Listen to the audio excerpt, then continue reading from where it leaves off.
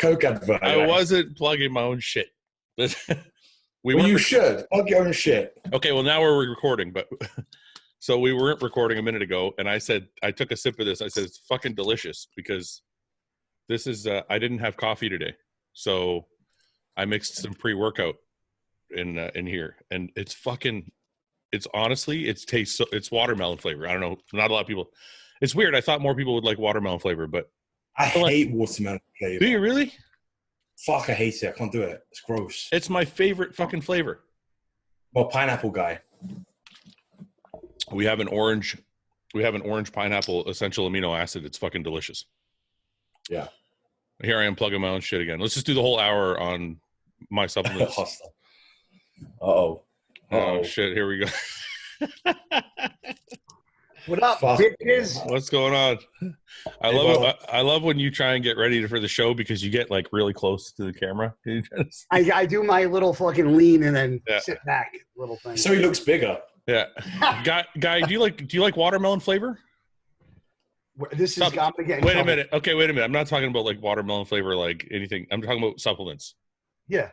You do? Yeah. Because I was drinking and Ben said he doesn't like watermelon flavor. I was shocked when I launched the company. I actually don't like fruit punch. That's the flavor I don't like. Yeah, we haven't been able to perfect that one. I tried a couple times, but it sucks. When we launched with two flavors. We did the mango punch and we did the watermelon. I thought the watermelon would outsell everything, and the mango punch is selling more. I was shocked. I thought that mango peach sells a lot too. Really, eh? Yeah. I thought watermelon was everybody's go-to. No, that's a calculated mistake on my part. Anyways, the Redcon mango is good. That's my favorite. Probably because Redcon copied ours. You know you're from Texas officially when you have a fucking Whataburger shirt on. That's all I'm saying. Whereas you better send one in the mail, buddy, because that's awesome. My mother-in-law got it to me for Christmas. That is like, awesome. Well, she's like, if you're here now, you get this. But this is my go-to. If I have a cheat, it's so good, is it? Oh my god! Like Denise picked me up from the airport the very first time I came here, and we went straight from the airport to Whataburger. Is that the only place? Is Texas the only place that has Whataburger? Yeah. I think so. I haven't seen it anywhere else. I got to try that shit. If you ask Patrick Moore, he knows their menu like inside out. He knows their fucking menu. I found out when we did our podcast, Patrick Moore is like a food guy. He's got like he's got a stash of junk food. Like, oh, he's like that. Oh yeah. Yeah. Kevin English was like that. Kevin English would like binge on like 17 Snicker bars. That's what I do. That's how I am. Like, really? If I binge, this is how it used to be. Now it's different. I try and binge on just food because I realize it's not as bad. But I used to sit down with just like, I'd get chocolate. I made sure I got like some type of gummy bear or sour candy. How much insulin did you have next to you? Like 10 IUs before, just fucking no. And then I always had to have a bag of chips and some cookies. I had like a little bit of every category. And I'd sit there and watch like 2 movies or something. And I'd just fucking pig out. I'm all in with one thing. I'll either get 20 bags of gummies or like 18 boxes of cookies. Oh, you don't need the variety? No, I like to go all in. What about you, Ben? I line up a couple of tubs of Ben & Jerry's or some cookies or both. Put the cookies in the Ben & Jerry's. But it's still like an all-for-one thing. Yeah. I don't know. I got to have the variety because once I get sick of the chocolate, I turn to the gummy bears. Did you ever try chewing a cookie and then eating a gummy and then like the cookies on top of your teeth so it doesn't really give you this? I have to have the salty sweet. That's why the bag of chips. Because there's actually a study that proves that if you switch back... How do we get off on this bad of a foot? I'm breaking out. There's no way you're justifying your greed with science here. I'm breaking out the science for my binging. All right, listen. If you switch back from salty to sweet, there's a trigger in your brain that will allow you to keep eating. So like if you just ate, I'm telling you. So if you just ate, for all our fat listeners that want to get fatter. Yeah, this is a terrible fucking tip. No, it's not. I'm trying to teach the young bodybuilders out there that binge how you can binge more. This is great advice. Oh, anyway. So pretty much if you're gonna binge, you just go all in with the binge. Yeah, just go. Just go. If you're gonna do it right. Fucking. Yep. And I don't know. You know, some people are like, this is one thing that bothered me about working with Chris Aceto. He would be like, I want you to have 1 burger and 2 fries. And I'm like, I can't do that. I can't just stop. So like when I work with John, he would be like, at 9 o'clock you can cheat, because he would know I would eat like a certain amount and then just go to bed. Well, I'm surprised you didn't. What I did on my second prep is I switched to Skip Hill used to run Intense Muscle. Yeah, because he does skip loads. So all day on a Sunday, is eat whatever the fuck you want. I know. For my whole prep. But that can get really out of hand. I did that when I was younger. Like I'd put on like 15 pounds in a fucking day. I got in shape though. Yeah. I got like Chad used to do that with me. Me and Chad Nichols, when we worked together, he would kill me all week, and then on Sunday he'd be like, take the whole day off. Yeah. And I would gain like 15 pounds, and then I got every week I got leaner and leaner and leaner. So I don't know. I think that's the problem with my binging is Chad got me used to it, because he was the first coach that I worked with, and he had me doing that, and then I kind of got into that habit of cheating. It took me a while to break my habit of doing an all-day Sunday eat, because I worked with him for 18 months. Yeah. And throughout the whole off-season, it's a all-day Sunday. Yeah. What about you? You can probably turn it on and off, guy? I got zero appetite, bro. Chris will be like, have a burger and 2 fries, but I can't happen. I'm like, what? Like, I will not eat that second fry. Really? My appetite is atrocious. So that is my number one downfall as a bodybuilder. I could eat 1 meal a day and train and be exactly how I am. Yeah, a lot of guys are like that, but you're like that even with cheat food? Yeah, like if I want to eat like on some shit, like I'll eat, but like my appetite isn't through the roof, and then my stomach kills me the next day. Yeah. I try to eat some sort of junk every day because it's the only way. Lately, my weight's been going up. So I'll eat some sort of shit before I go to bed. Like last night I had a meal, but then I just had some cookies and I was like, fuck it, I'm going to go to sleep. Yeah. I'm a big fruit guy. Like I'll eat frozen grapes all day from the freezer. I pull handfuls of grapes from the freezer all day.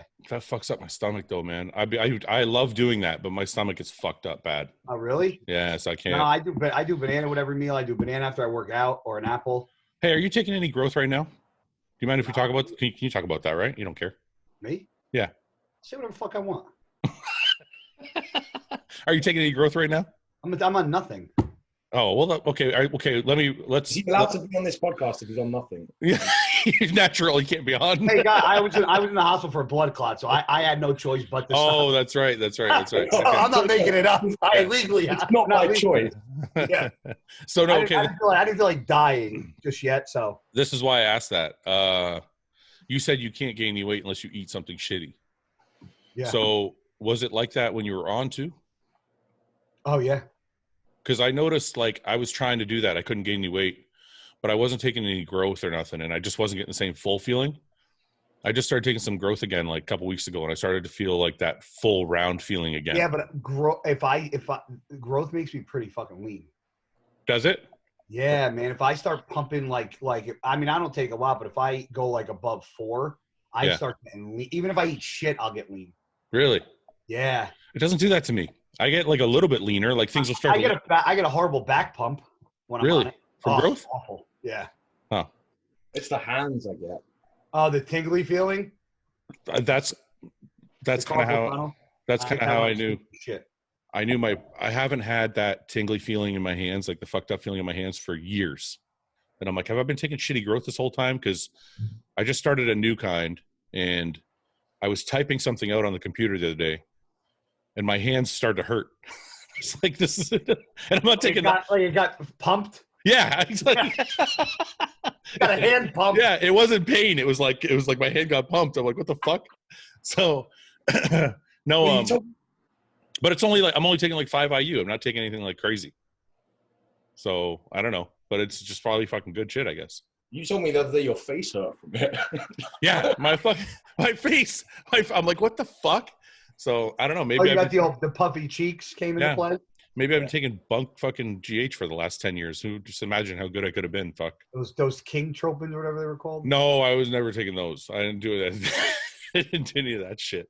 Anyway, what's white box special? Yeah, no, fuck that. I don't know why guys do that shit. Oh, it only costs $150. I'm like, yeah, because it's fucking garbage. Me and Ben did a short. I don't know if you can't call it a podcast. It was just we were talking about. Have you heard about this Athlean-X thing, guy? You know who Athlean-X is or no? No. Athlean-X is a company, and the guy who owns it is Jeff Cavalier. And he's got like 10 million subscribers on YouTube. He's like a huge YouTube guy, like crazy business. It's humongous. He makes reportedly like 10 million a year doing this shit. And I guess it just came out that he's using fake weights. So get the fuck out of here. So that is fucking outstanding. But it's crazy because good for him for tricking 10 million people. That's number one. No, but this is the funny thing is if you see, I should probably pull him up so I can show you. He's a little guy. He's not big at all. What kind of numbers was he throwing that he was making people believe he was doing? He was only deadlifting like 4 or 5 plates. But he's like a fucking 160 pounder. Yeah, oh, really? He's that small? Yeah, he's a tiny guy. But he's here. I'll show you what he looks like. He's very lean. I'm surprised you've never heard of this guy. He's like this super popular fucking. This is him. So he's just a little guy. Ben, is that your chest workout? That's what I did yesterday for chest. No, but what I was gonna say is, and I don't want to bring it up again because we talked about it yesterday for like 10 minutes, but people are really fucking pissed off, Ben. People are fucking. I saw some of the shit. I mean, I think they're still missing the point of what we were saying. I think so too. Because the point of it was he loses a bit of credibility. We weren't saying that the information he's putting out was wrong. Yeah. Right. Yeah. The exercise execution is great. And that everyone was. I saw a lot of comments were saying he's not trying to perpetuate being a strength athlete. So don't bother putting 5 fucking plates on there. I was just gonna say it. Yeah, my whole thought on it is he's amazing. He's helping a ton of people. He's helped people get ripped. He's helped people diet. He's helped people learn how to work out. That's all awesome. My only thing is I'm like, why nobody is watching this guy for strength? Yeah. So I'm like, why bother lying? Like the same amount of people would have watched that video if there was 2 plates on the bar or 5 plates on the bar. It would have made zero difference. So I'm not knocking him at all. I'm not saying people should unfollow him or like one guy was like, oh, I'm going to go unfollow him. And I'm like, no, man, I'm not like, he's like the guy's obviously a fucking important person in a lot of people's lives. But like, all I'm saying is why, I just want to know why. I wish he'd put out a video and say, I did it because of blah, blah, blah. So yeah, I just think it makes you look like an asshole of a person, to be quite honest with you. You look like a liar. Well, regardless of who you're trying to help, to me, you're still look like a liar. That was kind of the whole point of the video was like, if he's lying about that, because he also claims to be natural. Well, what else is he lying about? That was kind of the point I was trying to make. But I wasn't trying to like, I don't want people to be like, because some people are like, oh, Fouad, you're better than this. You're gossiping. I'm like, I'm not. It's not gossiping. It's like this guy's a very prominent figure in the fucking industry. Well, we have people that we fucking make fun of for supposedly doing that. Yeah, like Brad Castleberry. You don't want to say the name. I was going to say Brad Castleberry, but I didn't know if anybody else was going to say it, so I wouldn't want to be stuck to my shirt. But he does perpetuate his persona off of being a strong guy, right? This guy doesn't. Yes. So, like, this guy, the athlete, Athlean-X guy, whatever his name is, he doesn't need to be. That's not his selling point. He just probably did it for the alpha factor, Ben. Yeah, that's what I think. There's no other reason you would do that. None. His ego needed to do it. Yes, absolutely. His business, he didn't need that. Brad Castleberry's business is centered around him lifting crazy weight. It probably hurt him more than anything. Yeah. Well, now it is for sure, because now some people are like a little bit annoyed at the fact. A lot of people don't care. They're like, I don't care. I didn't watch him for strength anyway. But that's my whole point, is if you did it, like nobody watched him for that. So why would he bother fucking like nobody watches me to run a 40 in fucking 4.1, so why would I post a video saying I can run a 40 in 4.1? That's right. That's exactly. Are you digging at Flex? Because Flex did a sprint the other, like I saw Flex doing a little 40-yard dash. That was a long time ago, wasn't it? I was just saying. Did you do another? Guys called him Flex out here. Oh, I'd fucking smoke Flex in a fucking race. He doesn't have a chance. His calves are too big. I don't know, man. He looked pretty fast in that race. He would slap his calves together and fucking fall right over. So what's going on, guy? What's going on with the I'm going to pretend I don't know anything. What's going on with the supplement hunt?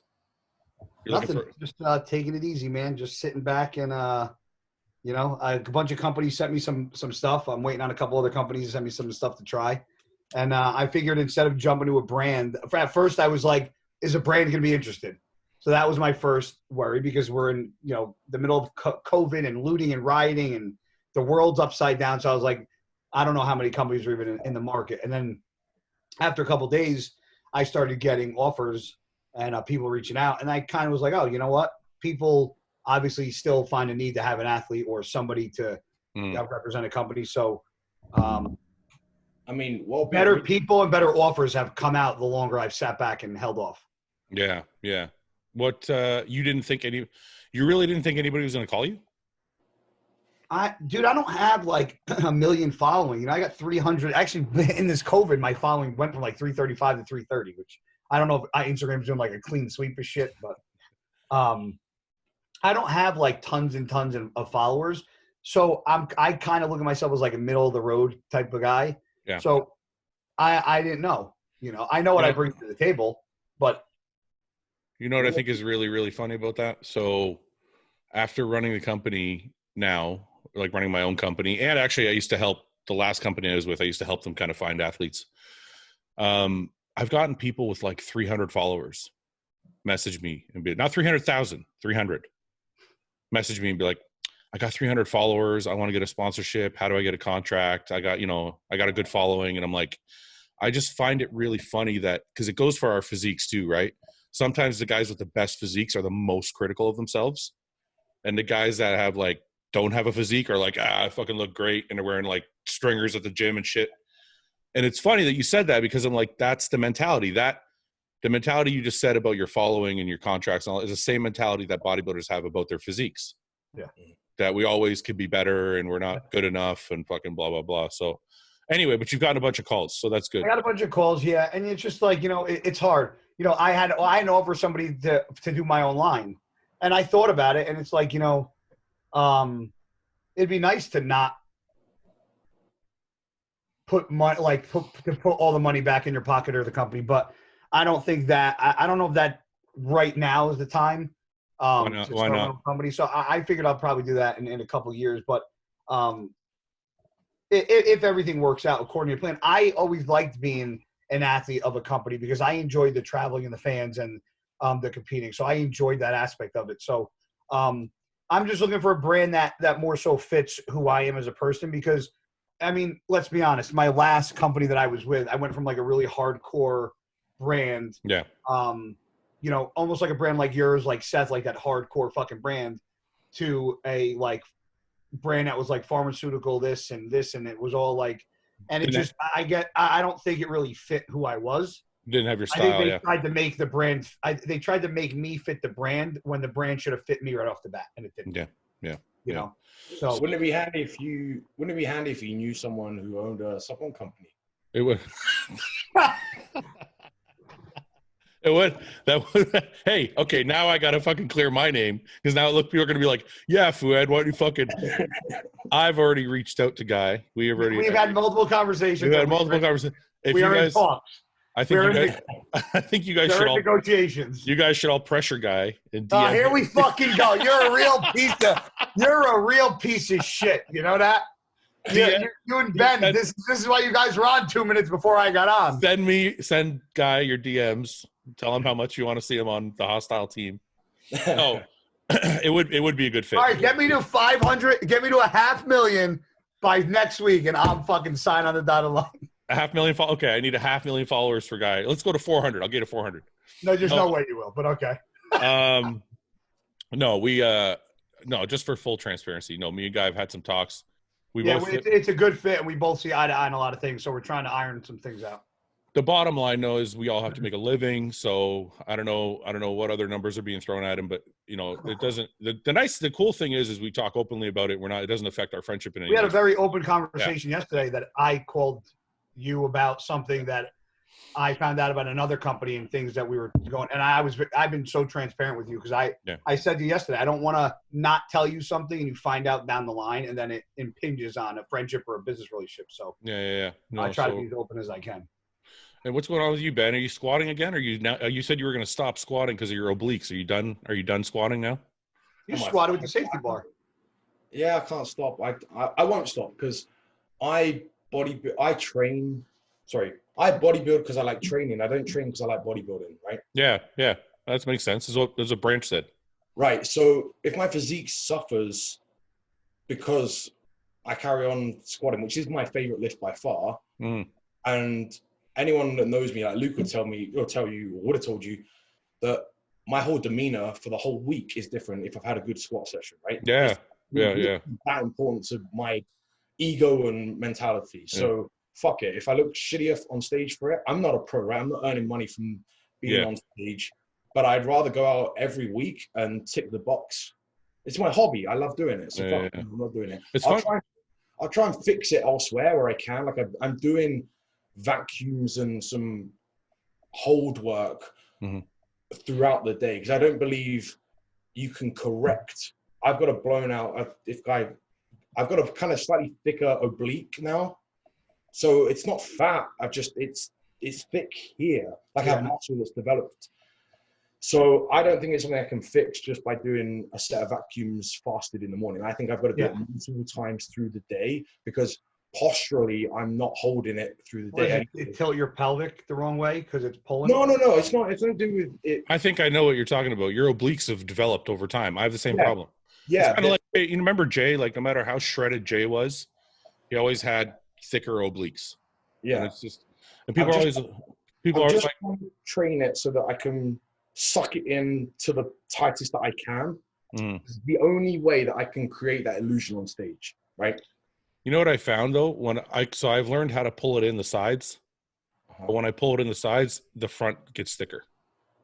Okay, yeah. I can't seem to pull all of it in. It's got to go somewhere, right? If I try and pull the front in, the sides go out, and if I try to pull the sides in, the front goes out.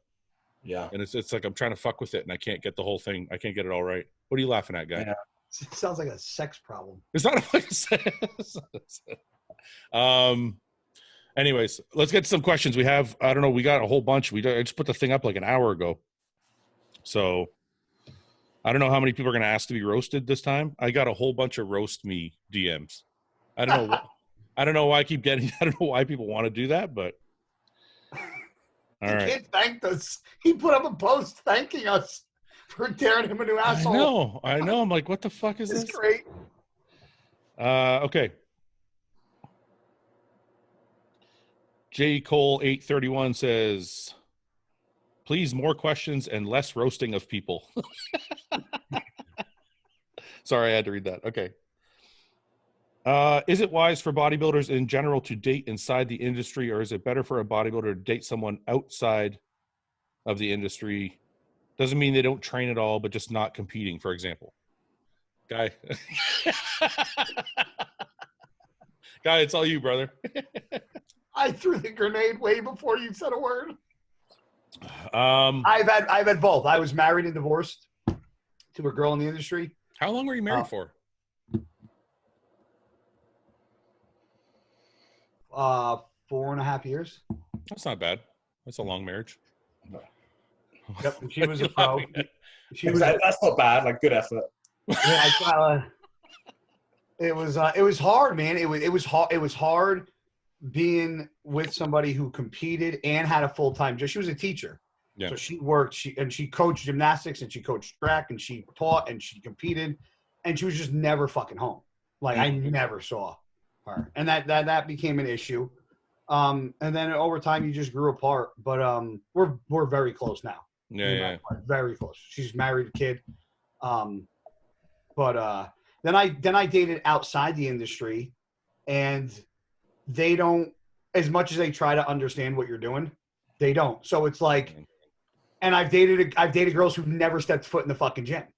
Yeah. And I found that there's always a problem with something. So it's like, you got to kind of figure out whose shit you're willing to put up with. Ben, you go ahead. What's your experience with the ins and outs? People in the industry are out. I've done both. If they're deep in it, it's hard work. If they're all the way out, it's hard work. Denise is kind of semi-retired, so she's a pro, but that works because she gets it, but she's not doing it right now. Yeah. That's the perfect kind of, for me, that's what's worked the best because she completely understands it, but without being self-absorbed with it herself and is taking her own step back.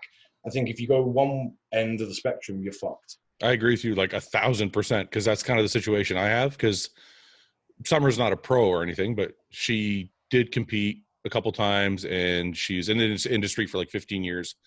So she's been around bodybuilders for a long time. So she knows kind of what we do. So I don't ever have to worry about like, oh, I got to eat my meals, or I got to get to the gym, or I don't ever have to explain any of that shit. But I think Guy touched on it, is like, and you both did. It's the two ends of the spectrum. Because I've been with the I don't work out at all person, and that's a fucking nightmare because they don't understand anything. Well, the person that doesn't work out at all has always been the girls that have zero motivation, that their job sucks, they have no money, they're broke. Like that, every girl I dated that didn't work out was always a fucking bum. Every single one. And I'm not saying you have to. Why'd you date them then? I didn't know they were bums until you fucking get in until a month and you start finding out stuff. People don't come with open fucking skeleton closets and go, hey. So they were a hot bomb is basically what you're saying. Yeah. They heated and then bam. Yeah. All right. Let's go on. Why does America and maybe Canada have two different colors of cheeses that they say they put in a burger or serve on nachos? Being Australian, the super orange cheese freaked me out when I was there. I don't know what to. You talking about cheddar? Yeah. And not American? Okay, I'm going to speak on this because. Well, you're from the UK. Let's tell us what he's talking about. Well, France, England, like Europe's pretty well known for its cheeses and wines. Yeah. American cheese sucks ass. You guys have fake bullshit plastic cheese. It's okay. not real. Well, what's his point though about the colors? I don't get it. It's orange. It's super orange though. It's like, it's almost like a town. No, real cheddar. Because remember, cheddar's a fucking town in England, right? Yeah. Cheddar Gorge is a good place in England. So that's where it started? It's not fucking, like, it's not that deep, rich, orangey. It's not like your shirt. No. Which is what you serve on fucking, it's almost this orange. And that's not right. All right. Well, you guys don't even refrigerate your eggs, and you're telling me about fucking cheese? You don't refrigerate your eggs? No, they don't. They're fucking buying them in the stores over there, right off the fucking side of a shelf. We don't keep them in. I don't keep my eggs in the fridge. Even I do here because I have to, because I get told off. But. Oh, wait a minute though. I think it's something to do with the way that they're. I mean. What, titanium eggshells that they shit out instead of fucking the ones that crack? No, but the chicken doesn't fucking shit out the egg onto a cooled fucking plate, right? It comes out hot. It's not a fucking. It doesn't shit frozen eggs. What does this have to do with it? No, I understand what he's saying. He's saying it comes out warm anyway. It's not. It doesn't come out onto a cooler. Okay. It comes out preheated. This is gonna start. Wait a minute. Doesn't the egg go bad if you don't put it in the fridge? I don't get it. No, like even our egg whites, but I think there's something to do with they pasteurize them and everything. Like our egg whites are sold on the shelf, not refrigerated. In the UK.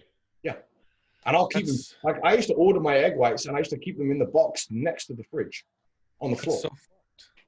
Right? It's like crazy to me. It's crazy. Can I do that now? Can I go to the grocery store and get eggs and just leave them on the counter? Want to get sick? Not in England.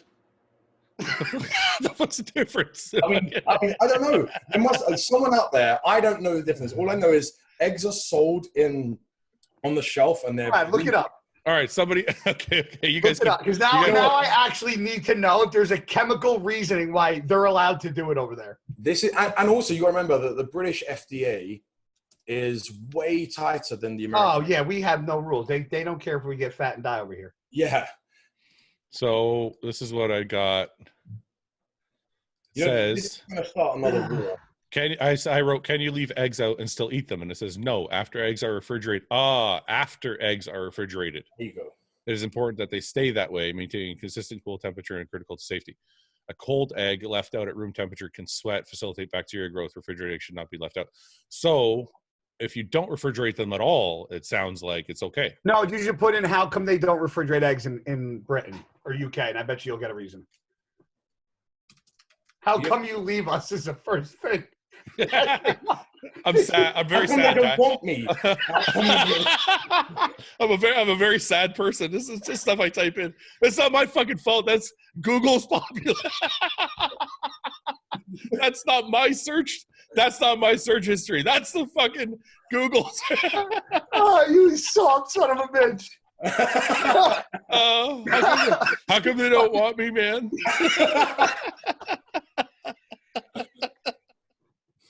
Fuck you, guy. How do you spell refrigerate? Oh, people are going to think I smoke a pack of cigarettes a day. I'm How come they don't refrigerate eggs in Europe? There we go. Without the cuticle, eggs must be refrigerated to combat bacterial infection from inside. In Europe, it's illegal to wash eggs, and instead, farms vaccinate chickens against salmonella. Without the cuticle intact, refrigeration could cause mildew growth and contamination. This doesn't really give me an explanation. What is the cuticle? Is that the little fucking piece that's on the yolk? I guess so. A little spring-looking thing. Yeah. And most of the world doesn't. Click on that one. Why the US chills its eggs and most of the world doesn't. See, it's fucking Americans. Right there, you're just on it. Go down. This one? Yeah, that one there. I'm gonna read through this shit right now. All right. Yeah, Americans are the ones that fucked up. The difference boils down to two key things: how to go after bacteria that could contaminate them, and how much energy we're willing to use in the name of safe eggs. This is getting long-winded. Yeah, this is too much. I can't read all this right now. This is not good podcasting. No, when you guys go to London, you can fucking don't have to worry about filling your fridge with eggs if you're a bodybuilder. You can leave them out on the fucking counter. Yeah. Exactly. You have more refrigerator space. You got more space for your chicken and other shit. And we have smaller fridges in England, not these big fucking. You guys have small everything, small fridges, small washers, small dryers. You guys should be midgets, actually. This is coming from you. Yes, and my shit, and I feel like a fucking mutant over there. Dude, the first time I flew anywhere for SciTech, we went to Paris.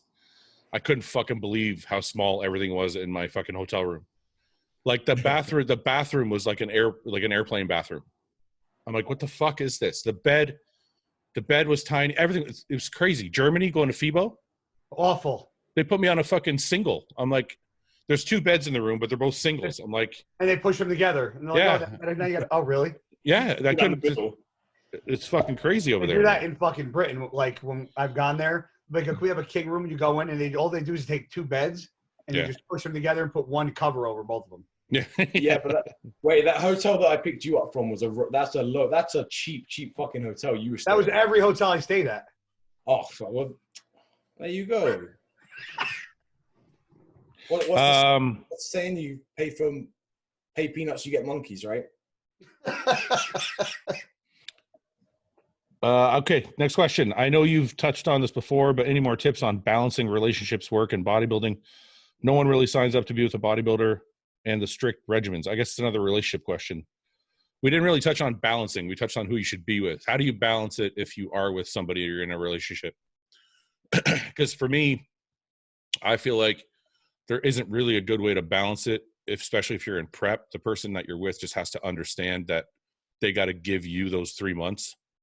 And then after the 3 months are over, you have to fucking do your best to turn it around and give them what they need for a little while. It's kind of like a give and take. I don't think there's an easy way to do it all at once when you're dieting. I think in the off season, me and Ben have talked about this before. In the off season, like I used to set my days off on like Thursday and Sunday, and those were the days off. Like me and my wife would go do whatever we're gonna do. Yeah. So it didn't like it wouldn't affect our relationship, right? You still have a couple days to go do stuff together. So, any thoughts on that, guy? I usually give whoever I'm starting to talk to or date like the pep talk. That's what I do. I'm like, listen, from here to here, I'm going to be a lot more strict, a lot more not going out to eat, a lot more in the gym, a lot more keeping to myself. I mean, I don't shut up, but when I'm dieting and I keep to myself, I'm a lot more quieter. I don't say as much. I'm more intense, and I'm like, you either got to understand it, or if for those 3 months, just don't bother me. Yeah, like, yeah. You know, if out of 12 months you can't give me 16 weeks, just to do my own thing, like that's all I need. Just give me my 16 weeks, and let me. I'll still go out to restaurants and bring my food. I've been to weddings and brought my food, parties and brought my food. But if it's between going to a party and having to go to the gym, where in the off season I might go, you know what, we can go out tonight. Don't worry, I'll do the gym another day. Yeah. That doesn't happen ever again until the show's over. So it's like things tighten up. Yeah. Yeah. I had to do a pep talk the other day with Denise, and just on more of a intimate subject, right? And be like, hey, look, my sex drive, because I don't know what it's like for you guys. My sex drive is the closer I get to a show. I'm dieting guy, so I'm like 14. I saw. So I said, like, once I get one, I'm going to be tired, and so I can't be bothered. And then two, chemically, I start shutting things off, and I just either I'm not interested, and it's not going to work. But I was like, don't get offended because you're a woman and you're going to take it fucking personally. Yeah. I have zero. Like the closer I get, like if like my wife tries to come on to me like 4 weeks out, I'm like, I don't really give a fuck. Like she could be wearing lingerie and I'm like, whatever. I'm like, it's like, it's weird. It's like, and a couple weeks before the show, it actually like, I'm like disturbed by it. I'm like, I don't I get pissed off by it because I'm almost guilty that I can't, you know? I know what you mean. It kind of insults my ego, and I get fucked. Like if I go, it's easier for me if you don't try it on, because fuck off. I feel inadequate because I can't. Yeah, you know what I mean? It's so weird. You guys are talking about pre-contest? Yeah. I know guys who are opposite. Are you opposite guy? Dude, I fucked in between shows before. Like I fucked between pre-judging and night show. Like pro tan and all. Like I know. Listen, I know it's the opposite. It's like I talk to some guys who are I don't know how you take you take stuff and don't. When I come off after 8 weeks, once I hit around the 8-week mark of being completely off, then my sex drive will go down. But if I'm pre-contest or off season and I'm on, there's not a day. Dude, my sex drive goes up when I go off. Yeah, mine's the same. You know when you first go off? Yeah, dude, when I go off, like the first month, I'm because HCG and Clomid probably. No, sometimes I'm not even.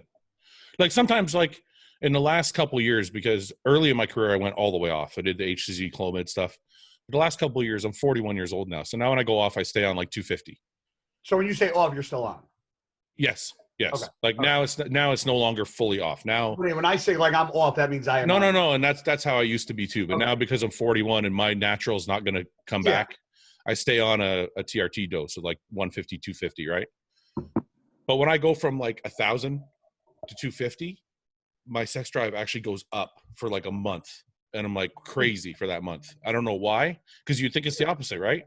Like the only way I can make sense of it is there's less toxicity in my body, maybe, so everything's functioning a little better. Maybe your estrogen's dropping too because your testosterone's dropping to keep a balanced ratio of testosterone to estrogen. That could be it. I think it's actually probably the opposite. Like when I drop out my AI, my estrogen comes up a little bit, and my sex drive goes up with it. I have a lot of guys that run like maybe that's why. Yeah, if you're running big cycles, normally guys run AIs alongside it, and then a lot of times their sex drive and libido. Ben, tell people what AIs are, just because not everybody knows. So aromatase inhibitors. So basically anti-estrogen pills. Yeah, that's what's gonna basically stop testosterone, the excess testosterone converting into estrogen, right? So because they're formed from the same compound molecule. Yeah. So I find, and I've had it with a lot of guys that have messaged me, I'm like, well, what are you running? They're like, 750 test and then like 2 milligrams of Arimidex or whatever it is. And I'm like, that's a lot. Yeah, I'm like, they're basically trying to, their mentality, especially for young guys, are like maximum testosterone, minimum estrogen. Block your estrogen, yeah. Well, one, you need estrogen to grow muscle tissue. Like you do need it. Yeah. And secondly, you need it for libido, sex drive. There's a lot of functions that estrogen have. You just don't want to have it super high. Like Guy said, if you're going to increase testosterone, estrogen's going to come with it. You don't want it to go all the way up so that you don't want a 1-to-1 ratio or even higher. But you want to control it and you want to have it in the lower range, but you don't want to kill it.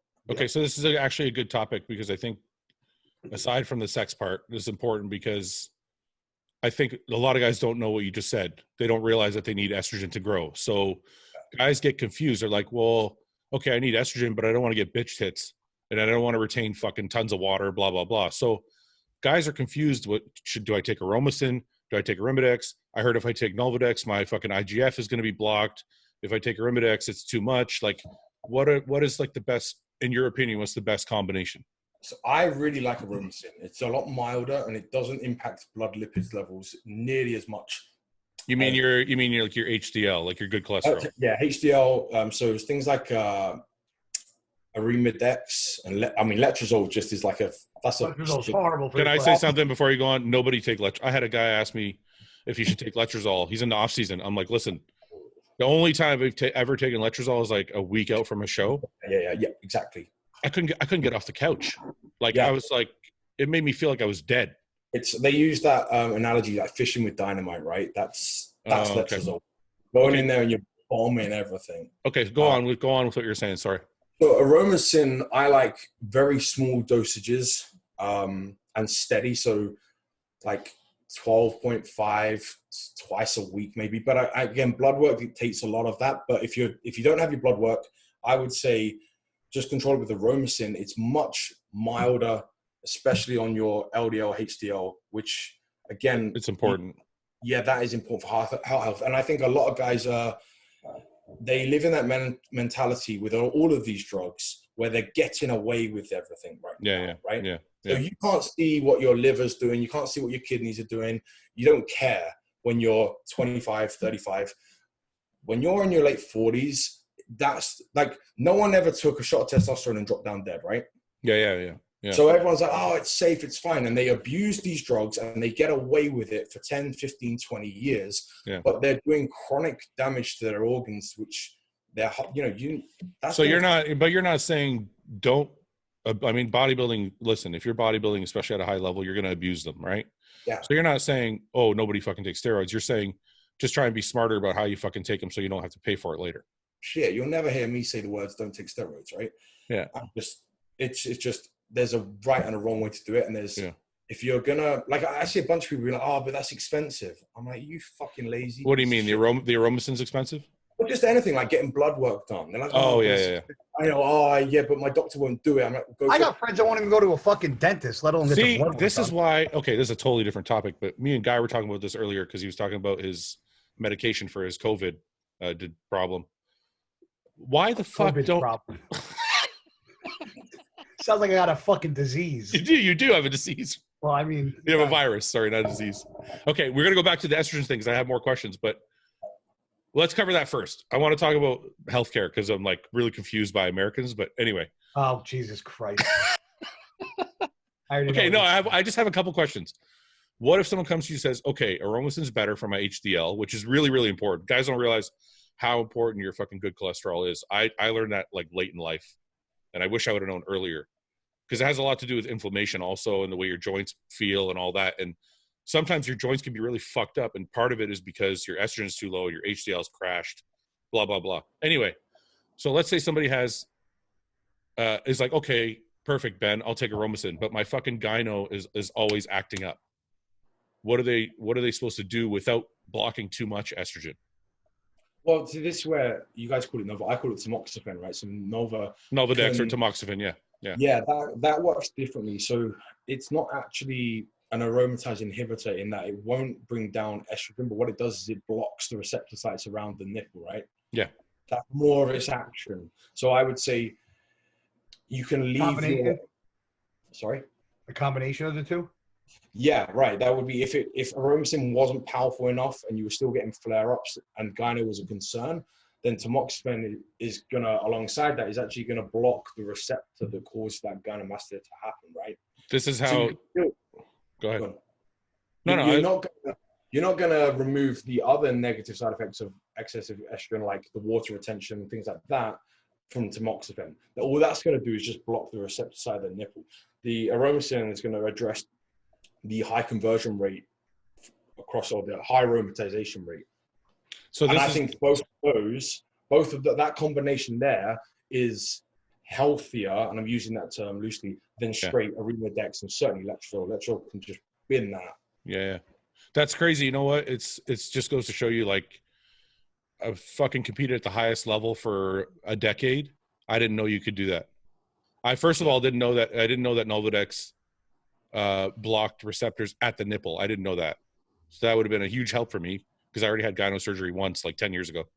Well, that was my own stupid. I didn't take any estrogens when I was really young. I just thought it would never bother me at all. It would never happen to me, blah, blah. But I also I never thought to stack 2 anti-estrogens. And that's usually the conversation is which one is the best. It's like we always stack other drugs. We'll stack like test and EQ and whatever, but we never talk about stacking anti-estrogens together. And that's just a common conversation is always which one is the best. Do you take anti-estrogens pre-contest and all? Because I think maybe my whole life, maybe twice I've taken anti-estrogens in the off season. I don't take a fucking anti-estrogen at all. I don't have to anymore. When I was younger, I was more prone to like my nipples would get fucking. The only thing that affects my nipples now, and it's the only 2 times I had to take anti-estrogens was that I used that Ment. It's called Ment. Oh yeah. I was on Aromacin and Arimidex. Caber, yes. Oh, okay. That's not estrogen. You had a progesterone issue. Yeah. Well, I was taking Aromacin just for the estrogen part, and then my left nipple was killing me.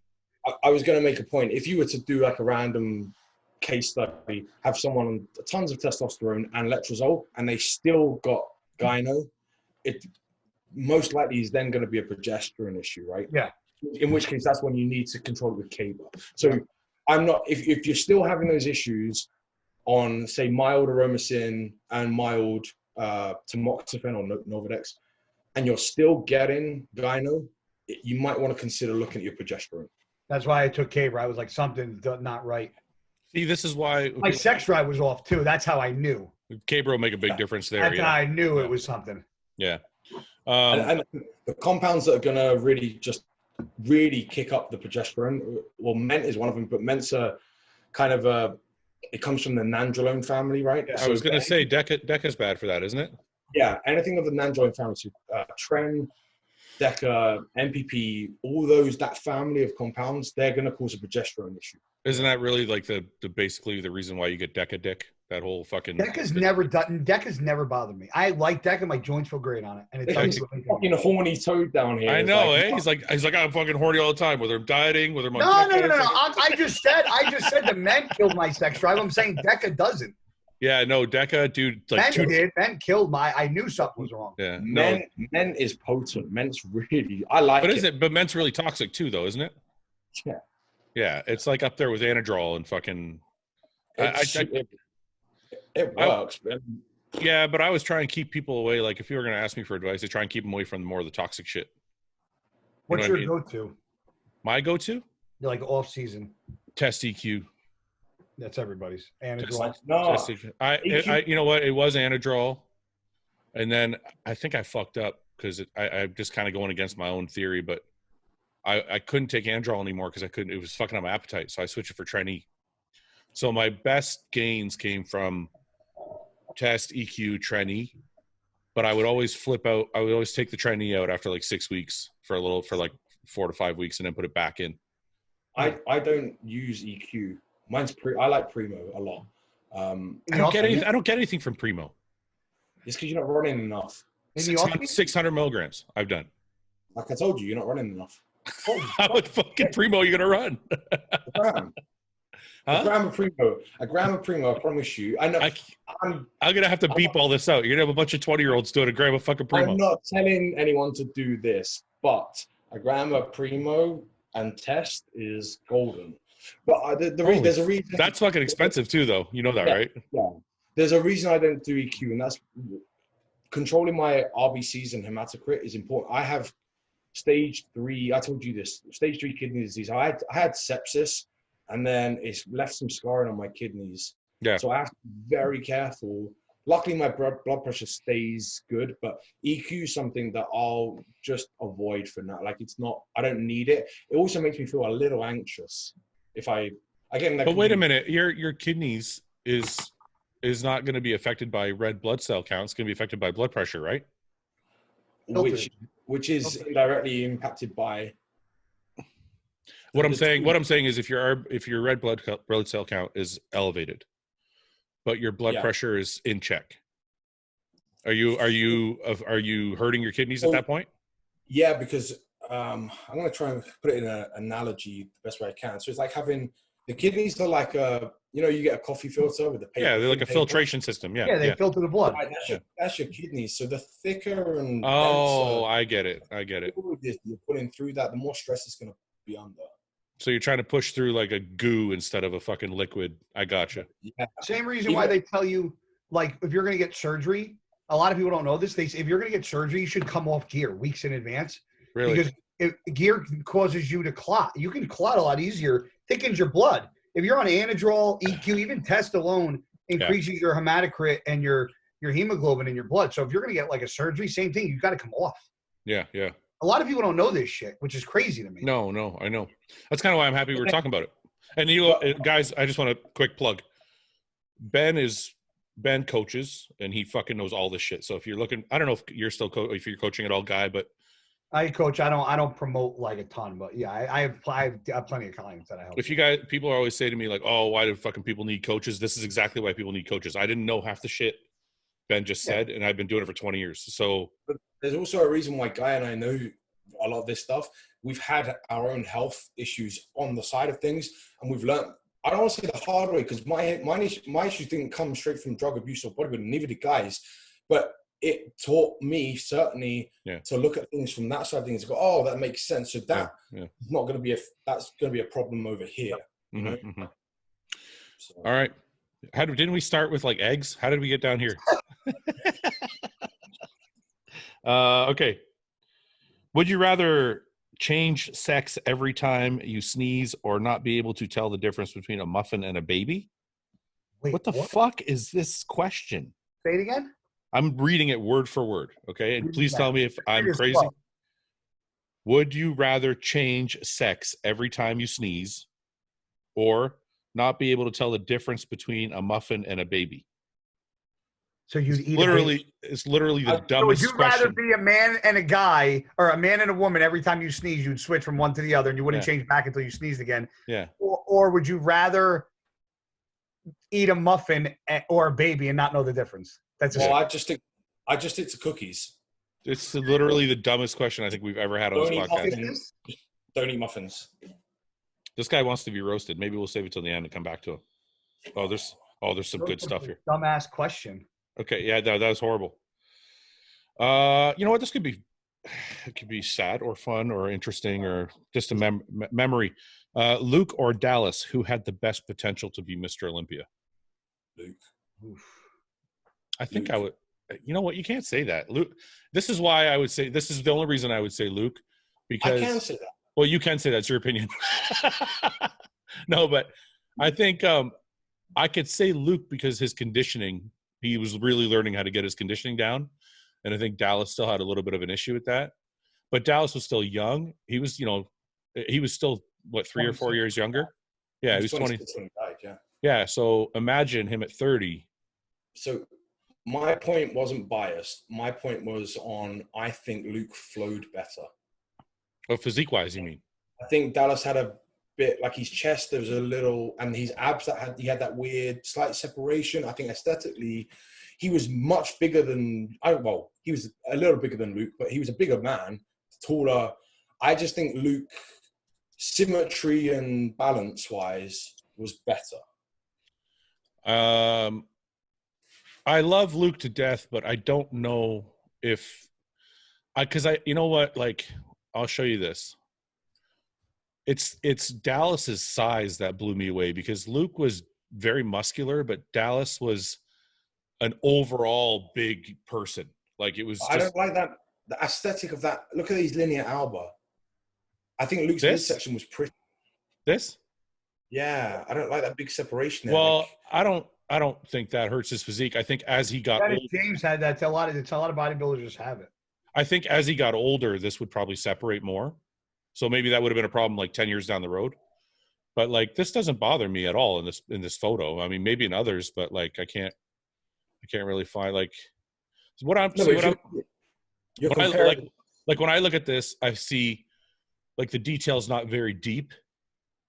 but he's 26. I was going to say, I think the reason why we're saying it is because he didn't have the muscle maturity that Luke did, so it's hard to see what he looked like. And because once you hit 30 is when you really start to I was gonna, like have that mature muscle. Yeah, you look at these photos and go, he's a fucking kid still. You can tell just by the lines that he has and the shape and the structure.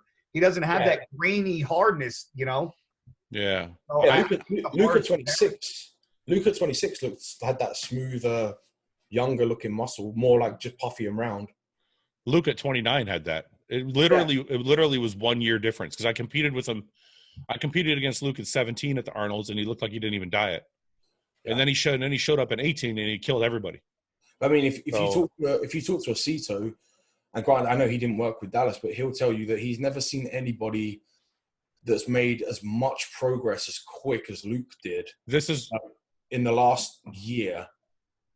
This is what I'll say to that. And I don't know for sure. I'm only going by what people say. Dallas's reputation is for someone who took a lot of gear.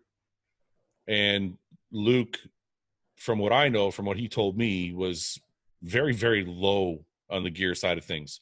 So the point I'm trying to make is I don't know how much further Dallas could have pushed this, because he's already at kind of the upper levels of where he needed to be gear wise. Whereas Luke still had a lot of room to. I'm telling you now, right? And so I know exactly what Luke was taking when he was 25, 26, and I know what he was taking for his Olympia. And he was taking a lot less in the last 3 years than he was then. And he was still making phenomenal amount of progress month on month. Guy, what do you think? Because, I mean, obviously, you know, Luke is. It's like you got a mass monster, and then you got a mass monster who's shorter with a completely different structure. I like Luke's lines better than I do Dallas's. I don't know, but I think I like Dallas's better because he's tall. So, like, look at him next to Cedric, right? Like, imagine if he was shredded here. Yeah, but imagine if fucking you could say that on any show about anybody. Because I can see Luke shredded. Like, I mean, that is a beautiful. Like if you compare, I honestly, the only really fair way to do this is to go shot for shot and side by side. Like, I think front double bicep, I think Luke would smoke Dallas because I think that's one of his most impressive shots because he's so fucking big and he can do a vacuum for front double bicep and he's a monster. Yeah. Like, I think that front double bicep beats a lot of front double biceps, not just fucking. Yeah. It's very impressive. I don't know. It's tough. Luke's side chest was pretty fucking mean as well. I forgot how good he was. When I see this, look up. Like this is the same shot, right? Like if you go up. Yeah. If you go up to where the fuck was it? Sorry, whoever's listening online or listening to the audio, we're just kind of comparing physiques here. So if you go to this shot and then you go to this shot, it's really different. It's crazy. It's just. Yeah, Luke was very impressive. Like, I couldn't imagine because the thing is, he was very, very intelligent about his approach, and I couldn't imagine 2 more years of him with that approach. You know what I'm saying? Like, because a lot of guys, like, they get a little bit of hype and they go crazy, and I'll put myself in that category. Like in 08, 09, 10, I got a lot of hype, and I started fucking really dosing a little harder and trying to do things I wasn't supposed to. And my physique went a different way. I didn't want it to. Luke was very, very smart about his approach to putting on size and training. Like, he was even starting to pull back on the weights a lot. And I don't know. It's amazing what we could have seen in a couple of years. So him and I had a conversation the year he turned pro, and we still wanted to push the load, right? And still wanted to train heavy. And he was married to that idea of, I've got to train like Dorian for the rest of my career. Yeah. At risk of injury. And he was like, fuck this. Like I said earlier, I want to enjoy my training. Well, Luke was like that for the first 2 years as a pro. The last year and a half, 2 years, he started to think differently. And he started to think, hey, I need to treat this like as a piece of art. And what do I need to make it perfect? Yeah, I agree with that. Yeah. Go to that standing relaxed. Which one is where? This one? Right. Yep. Yeah. Like, this is where to me, I would choose Luke over Dallas. I didn't think this was a good showing for him, though. For Dallas. His stomach's a little bit out of control here. Not out of control, but it's not like Luke's. Like Luke's got complete control of his waist. Yeah. I think it's really tough. Obviously I want to say Luke. It's a hard one, man. It's a hard. Obviously I want to say Luke because I'm friends with Luke, but I have if we're just speaking objectively with zero emotion, what I can see is like that's impressive. That shot. That if you go down a little more. Which one? Go down the whole page. Go down. Right. That hands on hip. This one? Yep. That's an impressive shot. Well, this is filtered to hell. So this is actually kind of what I was going to get at is imagine Dallas looking like that all the time. Yeah, when he's more mature. That's what I'm trying to think of in my mind. I'm like, if he could look like this on stage all the time, then does he compete with Luke? Because now, like if we're looking at these photos, Luke is hands down better. Yes. But I'm trying to picture Dallas in 5 years down the line. Yeah. But that's what I'm telling you. Luke was making progress like he was an amateur. Yeah, he was. He changed dramatically. He changed very, very dramatically from 1 year. Imagine Luke with another 5-6 pounds of stage hard muscle, which then you're moving into. He's now getting as big as Dallas is on stage, right? With his lines, that's what I mean. Lines, insertions. Dallas couldn't change. Look at this transformation. Yeah. This is fucking stupid. That's crazy. I get angry when I look at this shit. All right, let's move on. Okay, next question. At what point do you think girls consider bodybuilders too big to where they think it's unattractive? I ain't got to worry about that one. You guys go ahead. He fucking beat me to it. I was literally about to fucking give him both barrels. I don't give anybody a chance. The guy, if I can do it before you, I'm coming at myself, buddy. Motherfucker. Honestly, I've been waiting for that.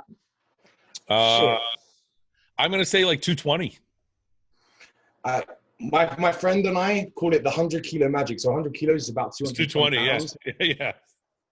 Yeah, because I know I was really okay when I was around 220, 230, 240. Once I broke 230, like stage weight, that was it. Yeah. There's like stage weight. That's like off season weight. Thanks, guys. Well, but I'm 6 inches taller than you. No, you're like 8 inches taller than Guy. How tall are you? I'm 5'9".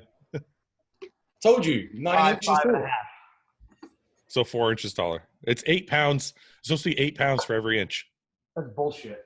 All right. Make me thirsty. I drink so much during these things. I know. Would Ronnie Coleman have won 8 times if he would have kept the 98 size through the mid-20s? I don't know. Jay gained a lot of size, man. Jay might have outsized them, and then that would have been a no. Yeah, I think you're right. I think Ronnie had a beautiful physique, in my opinion, probably the best physique ever in 98, 99, but Jay just kept getting bigger and bigger and bigger, so he had to do the same. Yeah. I think they had a choice, though. I think bodybuilding made a choice in 2001, and I think that's why it started to go the wrong way. I think I think Dorian was a big part of that change, too. Oh, if you want to go all the way back, yeah. I mean, in 94, 95, 96, they had a lot of opportunities to say, no, you're too big. We're going to go with Flex Wheeler. We're going to go with Sean Ray. We're going to go with Kevin Levrone. Yeah, and they did. Whilst Dorian is walking away with it against those guys, size was winning every year, right? No, I know. But what I'm trying to say is like bodybuilding. When I say bodybuilding, I mean the powers that be had a choice to make at some point. No, and I think they made the wrong choice, because had they let Kevin Levrone win, bodybuilding would have went a different direction. That's what I'm saying. They set the tone. They set the tone because then everyone coming up followed what was winning, right? Yeah, that's right. But they kept picking, and then you could even say that later on. Like in 2001, they had a choice again. They had Ronnie and they had Jay, and Jay was streamlined and fucking beautiful physique, and everything was in. Waist was still small at that point. Wasn't the 07 one with Victor too? I feel like Victor should fucking won. But I feel like yeah, it was. But I feel like Victor and Jay were both big. I'm trying to say like the difference between. I never considered Victor a mass monster. But I don't think he was much smaller than Jay. Like if I put the pictures up. Victor should have won that in 07. I'm sorry. I remember it was very, very fucking close. Jay asked me that when we were on the podcast. I was pretty uncomfortable. I had to be honest. I was like, I don't know. Bro, like, do you think I deserved it? All right, so this is Guy's pretty good friends with Jay. So, Guy, what's your opinion? This is what I got. See, they're not that much difference in size. I mean, Jay's definitely thicker. Oh no, this isn't the same show. Wait a minute, that's not the same show. This is the same show. Yes. This is your Jay's legs were down in size. Yes. This has got to be no. That's not the same show. That's the same show, but it's a shitty photo. Why aren't they putting him side by side in the same fucking? This is him in 09. That's the lineup there. See, they're not that the difference in size. Like they're both big guys. See, I'm trying to say in 01.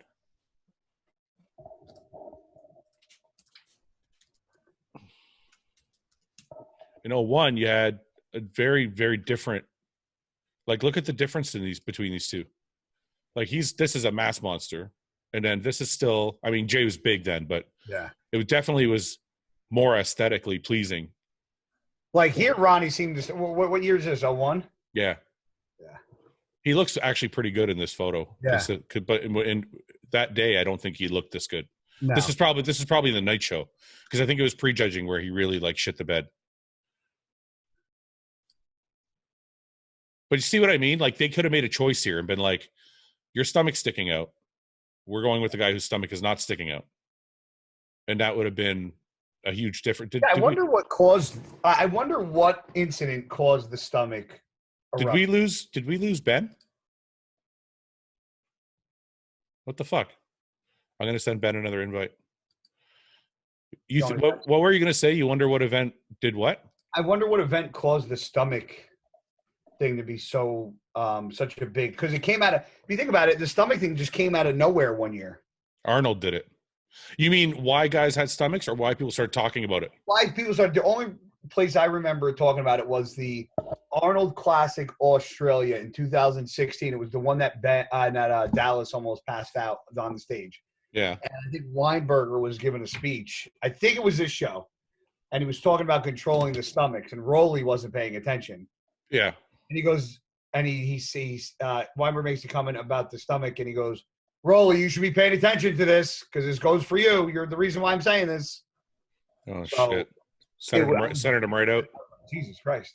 So I guess so you think it was when Arnold made the big stink about it? I think is when Arnold, yeah, because I think everybody kind of was talking about it, but I think once Arnold said it, everybody was like, that okay. Kind of dictates what happens in a way? What do you mean?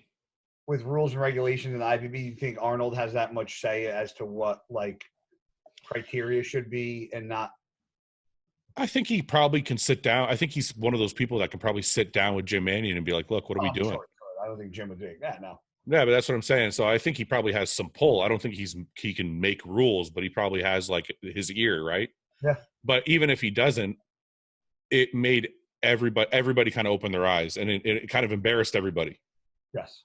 So even if it was just on the surface, it was enough for the judges to go, fuck, you know what? We look stupid right now. Yeah. So I think those guts were there in the late 90s and early 2000s. In the late 90s, they were. Well, guys like Nasser, like fucking Marcus Rule, like they all had stomachs on them. I think it's funny though, because when I listen to Dorian Yates in interviews, I'm not shitting on Dorian Yates at all, but Dorian always talks about the stomachs, and I'm like, he was kind of the original mass monster stomach guy. Yeah, him or Palumbo. Well, I mean, Palumbo was definitely, had a stomach, but I mean, if you look at Dorian Yates, 97, right? I got to get a producer to start pulling the stuff up for me. I think, isn't this kind of where it started? Like this doesn't look streamlined to me. Yeah, I mean, I'd have to see, like, click on the photo with him and Nasser. No, definitely not streamlined. That's definitely. But this isn't like if this, take the head off of this person and post that on Instagram right now, what do you think the fucking comments would look like? Torn bicep, fucking yeah. He would get picked apart. That's what I'm trying to say, right? So I feel like it's disingenuous for, like, if you look at this, like Nasser looks great here. I actually thought Nasser won in 97, but you know, Dorian was kind of the first thick weight. It wasn't distended, but it was like the first thick waist. Yes. So I don't know. It's kind of, I just feel like it's not right that he's the one that, you know, is pointing fingers, because he was the original mass monster. So anyway, okay, let's cover a couple questions. Wait for Ben to get back on. How many years of training before you felt you could actually be competitive with the top tier guys? In what, the amateur level or fucking pro? No, top. Well, he's saying top tier, so I'm assuming he means pro. Well, I turned pro in 08, and I didn't compete until 2010. I didn't win a pro show until 2011. So 8 to 9, 10. It took me 3 years to fucking be in the mix of winning a show. 3 years. I turned pro in 08. I didn't compete until 2010. Yeah, but how long did it take you to turn pro? Oh, I turned pro in 8 shows, 5 years. So it took you 8 years altogether then? 5 years, 8 shows. No, 5 years to turn pro, but then it took you 3 more years before you were competitive with the top guys. As a pro, yes. Yeah, so basically, if we're going to answer his question, it took you about 8 years before you were able. And I think I might be able to say the same, because I started at 20. I started at 21. There you go. Yeah, and then I qualified for the Olympia in 08. So it took me about 8 years. I'm sorry. I started in 03. I qualified for the Olympia in 2011. Yeah. 2003 is when I started, not 2001. And Ben's still in the process of trying to figure out if he can ever make it. So we're not going to ask you this question. Yeah. Hey, fuck you guys. Hey, if you're going to take shots at Guy for being short, we got to get you back somehow. See, Ben, I wasn't even that cruel. I could have. No, but I know you were fucking. I left my eggs on the counter, bro. I didn't say a word. I'm not giving you credit. You were thinking it, so fuck you. Would you rather be covered in fur or covered in scales? Fur. Fur? Are you serious? Yeah. You can shave some of that. Though. Oh my God, that's a fucking Luke answer. Oh my God. Oh, sorry. I'm not allowed to be smart. Fuck you guys. Okay, it made me because you can scrape scales off too. So what is this like a permanent fix here, or is this like we can fucking manicure? No, you got to do it every day. Every day you'll have to. It is impossible to play this game with you people. I could never fucking. I answered it. Ben had people. Yeah. Race. You're gonna play the race card. Yes. Everybody from the UK. No, because you keep fucking the question up. It's not what would you do afterwards. It's would you live with fur or scales? And Luke used to do this to me all the time. He would have said exactly what you just said. Break it down. Take fur, and then I'd shave it off, and then it wouldn't matter. I don't know what to tell you. Well, Luke's a smart guy too. Yeah, he is. I would take scales because fur would be super fucking hot and be sweating all the time. And it would tickle you. My beard tickles me as is. I don't need shit tickling me more. Yeah. Think about it. Think about how you'd be sweating like all the time. It'd be fucking hot as fuck. You want fish scales or like dragon scales? Yeah, but, either one is better than fucking fur. Dragon scales would be cool though. Yeah, see, that's what I was saying. If it's dragon scales, you might get me. Thoughts on gear use and someone who struggles with anxiety and depression? Nope, and nope. Next question. What do you mean, nope, nope, and nope? I wouldn't fuck with it. Yeah, that's kind of, well, we should elaborate a little bit.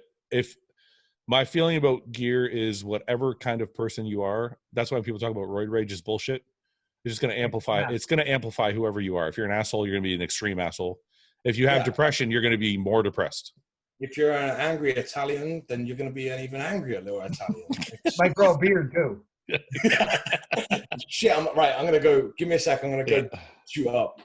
No, but in all seriousness, seriously, I would like, for whoever out there has, something in common with this question, I'd be careful because it's going to make your depression worse, your anxiety worse. It's not. If you don't know how to manage it, then I would be careful with. If you're depressed, anxious, or you have an addictive personality, not the thing to get into. Well, because I'm telling you from personal experience, like I've dealt with anxiety all through my probably late teens, 20s, and early 30s. I've kind of better now, but every time I was on, my anxiety was through the roof, and when I went off, I was like normal levels of anxiety. So you can feel the difference in it when you're on and off. I said this a few weeks ago to you. I never thought I was affected by it, like my persona and my tolerance, etc. Until last year, I did like a 6 month, because we were going to try for a baby. So I did a complete clear out. God, I'm a fucking person. I was more tolerant. I was more reasonable. Not that I was an arsehole when, and I'm talking like even just running like 500 meters of test. Yeah, but it does something. There's some brain chemistry going on. No matter how well you think you're tolerating it, you're a better person off of it. Yeah, I agree. Guy thinks 1,000 milligrams is a lot. It's certainly the high end, yeah. No, it's not. 1,000 of test. Yeah. Yeah, I think at the pro level. No, at the pro level, I think that's middle road. It's average, right? From what I've heard, guys trying to make me feel like a junkie last week. I just said I said I average 6 to 750 a test. I usually don't go above that. I don't. But I said 1250, and he maybe try. That's fucking 400 more. That's a lot. If we're talking dollars, that's a lot of dollars. Yeah, we're not talking dollars though. We're talking tests. It's not a lot of tests. 400 MIGs on top of 750 is a lot.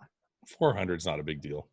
I shouldn't talk like this. People are going to think I do think 1,000 is going to take somebody, and this is what I said to you before. I think bridging the gap with genetics. Yes. If you got great genetics, 500 to 750 is a good little range. So I need to be at like 3,500. If you got average genetics, you might have to bridge that gap, and it's going to But I don't think it bridges. I don't think it does. I bridge the gap with fucking hard work. I don't think we had this question last week. I don't think you can bridge the gap with more gear. I don't think you can bridge it completely, but maybe to a certain extent. Maybe this is what I think. Maybe if you have the sponge so much. Let's say you have shit genetics or like medium genetics, right? And you want to be a pro. Okay. You can probably take more. Okay, so Ben, you can take more gear and be like and get to the national level. Right. You might be able to even take even more gear and turn pro, but you're not going to be a good pro. I'd have to choose a shitty turned out show to get my pro card, right? I know this. I'd have to abuse myself health wise and do things I'm not prepared to do. And then if I manage to get a pro card, I'm going to be bottom rung, scraping the barrel. I'm going to be a journeyman. It's not fucking worth it. Okay. So what we're saying basically is not an attack on you, obviously. What we're saying is fuck you guys. You can what we're saying is you can't bridge the gap fully. Like you can make small differences, but like, yeah, look, if I take 250 or I take 1,000, it's going to make a big difference to my physique. Yeah. Right? Yeah. I'm not going to become a pro if I go to 2 grams. You're not going to turn into Luke if you bump to 2 or 3 grams. It's not going to happen. No, I tried. That's what we're trying to. I tried. No, but I really want to get that point across because I think some guys out there think that's the fucking answer, and it's even if your fucking food is perfect and your training's perfect, if your genetics aren't made for it, more gear is not going to fucking do it. So look, a guy likes to work hard, right? But he's never going to be an NBA player, right? You just flat out. And the thing with that much, bro. I can't stretch that much. Right. Wait, though. I have a. Oh, sorry. Go ahead, Ben. Go ahead. My point is, in other sports, your genetics are more apparent. Yeah. Right. With bodybuilding, you unlock the genetic. I mean, you can tell someone's got something if they're a natural, but really, if you put someone on their first cycle and they blow, like you can't tell. Some people, you have 2 twin brothers and one of them will blow up on 250. One doesn't really do shit. You only find out once you test the water with bodybuilding, and that's the bit. Well, the question I had was for Guy, and this is, I mean, you're gonna have to be as honest as you can be, I guess. But do you think? Because I know how I feel about like when I look at the top tier guys in the open class, and you are a top tier guy, so in the 212. So, do you think any amount of gear would change you from Guy to Flex Lewis? Like if you were willing to push like to 2,000 milligrams, let's hypothetically using that number, and you didn't care about your health. I'm going to say this. I don't know how much 2,000 would get me, but I know how fucking much I push in the gym. And I don't think that if I pushed it any harder than I did, because I'm with somebody that can say this. I literally, for everything that I've been through and the fucking injuries and the surgeries, I can't push any harder than I do every day. I do in the gym. I fucking kill myself. No. I know that in the gym. So what I'm saying is if what I've done up to this point mixed with the combination of PEDs that I did, do I think I would have had that much more dramatic of results if I pushed the gear limit? No, because I think most of it is genetics and how fucking dedicated you are to the gym. And I couldn't be more dedicated to the gym, but my thing was I always said I will never die for this sport. Meaning I will never get to a point where I'm so unhealthy or I'm taking things and or my blood panel's not right or a doctor goes, Joe, that's not. If I ever got to that point, I would wash my fucking hands. Okay, but we're just saying a hypothetical, excluding the health. No, I don't. Obviously, the health part matters, and we don't want anybody to do anything stupid. But I'm just for the sake of the argument, because I don't think 2000. I don't think if you put a sponge in a fucking gallon water bucket or throw a sponge in a pool, either way, the sponge is going to be fucking soaked. I think once you soak your receptors to a certain point, after that, you're not really doing much. I think your receptors take a certain amount, and that's it. Where'd you get that analogy from, guy? That was pretty good. I made it up. No, you didn't. You didn't make that up. You got that from somewhere. Swear to God, on my God, kid. I'm just joking. I was actually for analogies. You want to know what I thought? I literally thought I just washed my other one with a sponge. My training partner does that to me all the time. Every time I say something relatively smart, he's like, "Who told you that? Where'd you get that from?" Okay. I noticed some bodybuilders pause at the top of each squat and perform a set with constant motion, and some perform a set with constant motion. Is one better for building strength versus size, and vice versa? So you guys can both answer because you're a coach and you're the squat guy. So somebody go first. Is it better to pause? Pretty heavy. Ben's got a crazy squat, but I think that's true. I think when the weight is easier to handle is when you can rep it out. When Ben goes really heavy, 6-7 plates on a squat, he'll do a rep, stop. And I think he does that just to reset himself before he goes down. Whereas 405, you could just fucking bang out with no problem. Is that true, Ben? Yeah, I'll probably add to it that if I want to purely do a bodybuilding set of squats, I'm going to use slightly less weight. I'm going to take about an inch of range off the top and do my reps. So you're saying, so for this guy's question, look at the top. He's saying is one better for building strength versus size? So basically what you're saying is if you're trying to build size, you want that constant motion. If you're trying to build strength, then that pause isn't necessarily a bad thing. Right. Look, at the top, when you've got full extension, you're weight bearing some through your joints, right? Yeah. When you're not fully extended, it's like bench pressing, same thing, right? Some guys like powerlifters. As soon as you lock out a joint, you're on your skeletal system. Yeah. Right. You're taking out the muscular tension, right? Yeah. So the muscles some of the muscles still holding the skeleton up, but a lot of that weight's being transferred through the bone and through the joint. Yes. Yeah. So yes, if I want to do 100% bodybuilding set, I'm gonna do, I don't want to call it limited range, but you know what I mean, the tension squats. Yeah, I got you. Yeah. Okay, good. What's easier for you, packing on size or getting shredded? Well, it's kind of an easy question. Yeah. Guy, what do you think? Getting peeled is easier? You have an easier time getting peeled, right? I got another point to make for anyone who disagrees. How long? About the squatting? No. On the off-season. Oh, this, yeah. Right. How long does it take you to get ready for a contest? 12 weeks. I can do it. I can do it in 8. How long does it take you to put on 10 pounds of true muscle? Yeah, I got you. Most people don't know that. And on a good year, I could probably put on. In my best years, it was like 10 pounds of muscle. That was like my best off seasons were 10 pounds that year.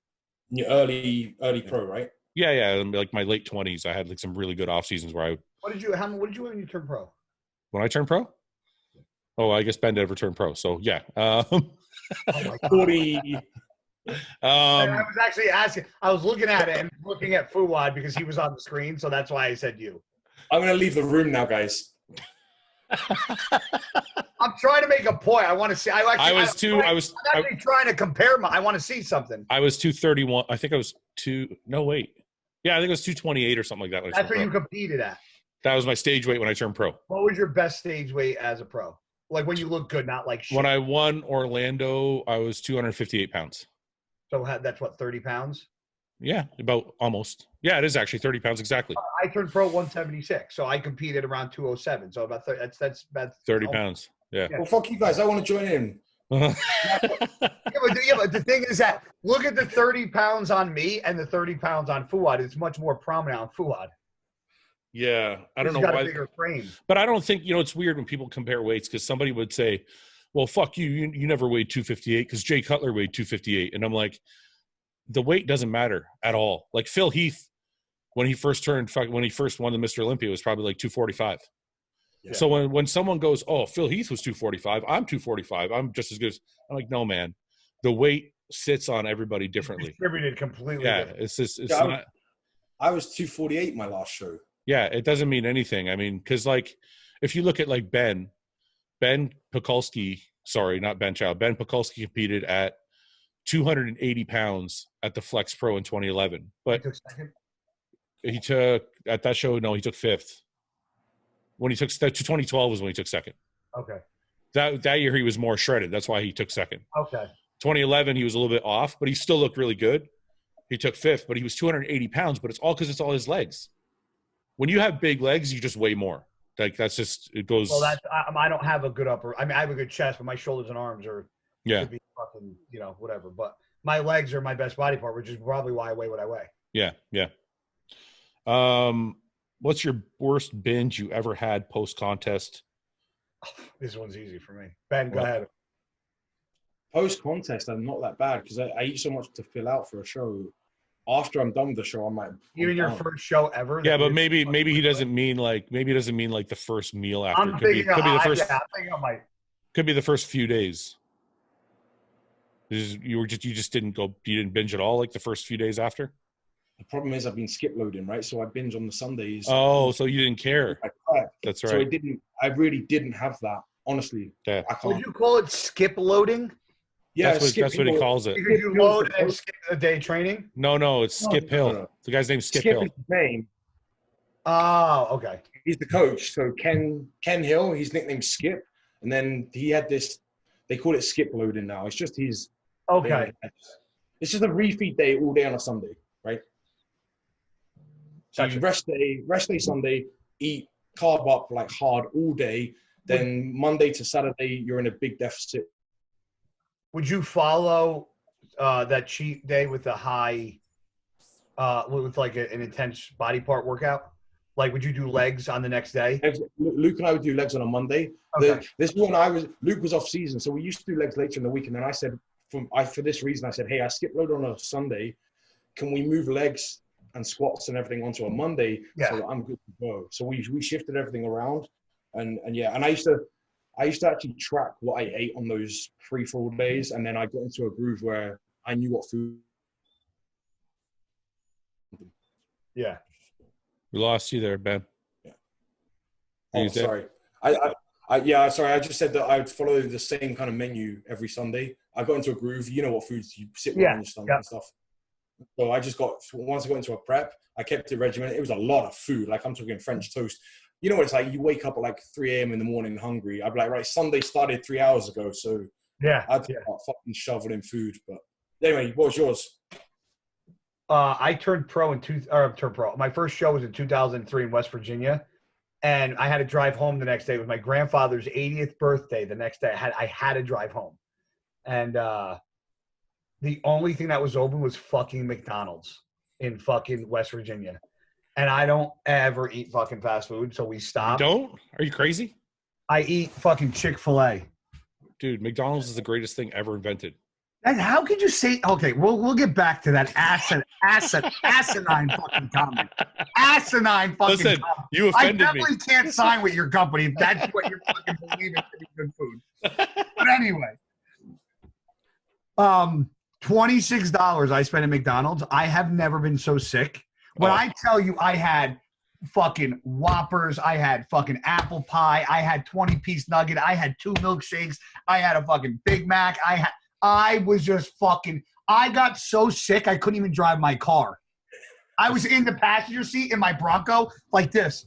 My cousin was driving. I was like, I fucking feel like I'm gonna die. Dude, $26 is like my Saturday night. Is that what you do for a cheat meal? Oh, I love McDonald's. Do you really? I get skip the dishes. I go out. I just go like this. Skip the dishes. Fucking, I'll take a Big Mac. Fucking blah blah blah. And now I've added fillet of fish to the fucking order because of Luke. So I fucking Luke liked the fillet of fish sandwich. Luke got. You know how many people bought fillet of fish? I was around him so many times and he would order burgers all the time, but I've never seen him get a. Listen, we talked about it on the podcast one time, and he looked like he was drooling talking about it. And after he passed, I had so many DMs from people buying fillet of fish because I went and bought one too. I'm like, I took a picture. I'm like, this is for Luke. And so everybody started DMing me their pictures of fillet of fish that they're eating for Luke. And a lot of people were like, go ahead. I got a story on this. My first ever prep that I did, we went to another gym. You know Crayford guy? You've been to Crayford gym? Crayford Weights. Yeah. Yeah. So we were in there on a leg day, and my coach sent me a message and said, "Oh, have you already trained?" Like, because he's based in America, so the time difference. Like, yeah, I'm training. Where we did that, we filmed. It was like I spotted Luke doing chest.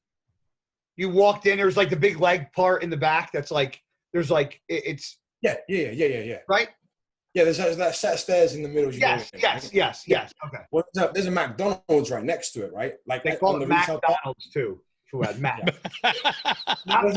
McDonald's. It's Mac. They not only do they leave their eggs on a fucking shelf, they throw an A in towards where it doesn't belong. Yeah, there is no way. There is no way there. I have to agree with Guy on that one. Well, anyway, went to Mac fucking Donald's. So my coach texted me and said, "What are you doing?" I said, "We're doing legs right now, like Luke and I." She said, "Okay, have a cheat meal after." So I go to Luke. Shit, let's go eat. He was off season, so he's like, "Sweet, let's go get McDonald's." I go in there, and you know what it's like when you get so overwhelmed, you don't know what to order, right? I don't know because I got all these options. So Luke ordered for me. I don't like fillet of fucking fish, and that's all he fucking ordered me. I'm all like, this is shit. I've been like killing myself, and the motherfucker orders me fillet of fish because that's what that fat shit likes, and I'm sitting there eating this fish sandwich. I'm like, no. Dude, it's so delicious though. He's right. The bun is soft and the fucking tart. I've never had. Is it really that good? It's good. I'm telling you, he's right. I don't know. I get weird I get weird buying fish from fast food restaurants, and I'm weird with getting steaks at like certain diners. No, but it's like a fish stick. It's not like fish. You're not buying like wild caught. Yeah, salmon. But it's not called fish stick sandwich. It's called fish fillet.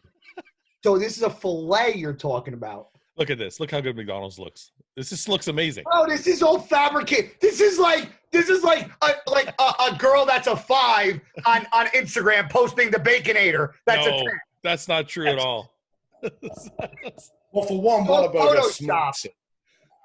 What? Whataburger smokes it for one. Look at how delicious this looks.